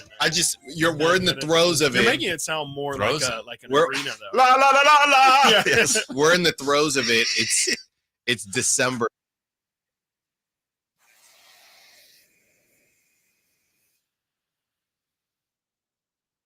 They probably are going to want to play it, or at least for a period of time during the pregame. So now you're hearing it again and again and again. Let's just see what he wants. DeMar DeRozan. I think you have that backwards. Don't they say DeMar DeRozan and then? Oh, and then they the do sound? that. Yeah, you're right. That's what they do. That's his thing. That's his thing. He was in the video. Did you see it? Where does the I saw. He was the caw go. Oh, It's do we have a final funeral? Funeral call? Funeral. Yeah, do we? Poor Connor's out there. Yeah, we got to put that to bed. So who are they getting next, guys? Are they done? I think they're done. Do you watch this? Major. Yeah. You know, they're a little light in the pants down low. You know, 4-5. They need a little help. So you're asking a lot out of DeMontis Sabonis. You got Alex Len. Yeah. Oh well. They need a 4. What if They a need bunch of better- picks They need and a 4. Keegan that could get you just about anybody? So we were Sure we were just having this conversation earlier that the Kings, for probably the second time in Sacramento history, are actually in a position where they could make a move right now that would have national media saying they're going for a championship. And our thought was, and we're not advocating it, but they literally could offer Keegan Murray and 3 or 4 draft picks and pull about 95% of the league here. Yeah. And, I think you definitely could. and then that would be talked about as they are going for a title. I would say it's tough because I think the talent, it would be obvious whoever they end up getting, but I think now you're working on, hey, let's build the groundwork this season and then next season. I think you're Whereas, but then you would say, well, what are they going to do this year? Unless you think they're going to win it this season, then what's the point? Well, DeMar DeRozan turns 35 on August 7th. That's not now. So let's check out whose birthdays are now. It's celebrity birthday time, brought to you by Crumble Cookies. And Crumble Cookies. It's another thing DeMar's going to enjoy here is Crumble Cookie, bringing family and friends together. Jason Ross. And his daughter can help in that by screaming at opponents for the free throws and she getting can do the claw cookies for fans. in memory of. Happy birthday to Kevin Bacon. Hollow Man. 6 degrees. That's the first one you go Really? with. Not Footloose? Yeah, I used to have it on my. So Beverly when you Hills- bought a PSP back in the day, Beverly Hills Cop Axel. it was one of the movies that they gave you with the PSP bundle. I haven't seen that. Was it good? Axel F, was it good? I would say it's just as good as the other I'm ones. going to Chris now as the Beverly Hills Cop expert. Kevin Bacon is 66. Kevin Bacon, my favorite role of his, weirdly enough, how about the attorney Jack in A Few Good Men? We forget he was in that. Kevin Bacon, that's a great guess. 65. 68. 66. 266 we have a correct guess. 66. Wow. Pick up sticks. Okay. It's not a great. Let's go with a friend of the show, and he's been on probably all the shows at some point. Howard Beck. Hey, national writer. Not our show. Not yet. Yeah. Not yet. Not yet. No. Not yet. Tomorrow's guest. That's gross. 45. Yeah. Wow. He was on a celebrity birthday website. Yeah. Wow. 40. Wow. I mean, it's a slim Good day, for Howard but Beck. Howard Beck won't be That's appearing in great. 8 days for Oh, one. that's great. 40 even. That's awesome. I thought the same. try to go local ties. He went to UC Davis. Now I don't want to say an old age. 42. 44. Oh, guys, 56. Yeah, I was I'm really? pretty sure, Yeah. but I He didn't looks wanna- fantastic. He looks so good. I'm just going to take a guess. DeMar DeRozan and other moves coming up on the program. Yeah. That's right. Will Gottlieb, beat writer for the Bulls from CH Go Sports, will be joining us at 11. And Chris really wants to say farewell to the Black Falcon. You know what? We got him right Yeah. there. Do a nice Oh, homage. so for Chuck Swirsky and everybody else, thank you so much. These guys with a similar and different take on everything that happened over the weekend. Stay tuned. It's Styles and Watkins next. Trying to find out where to catch your favorite team's games? Are you a fan of the Kings, Niners, and the NFL? Well, Sacktown Sports has you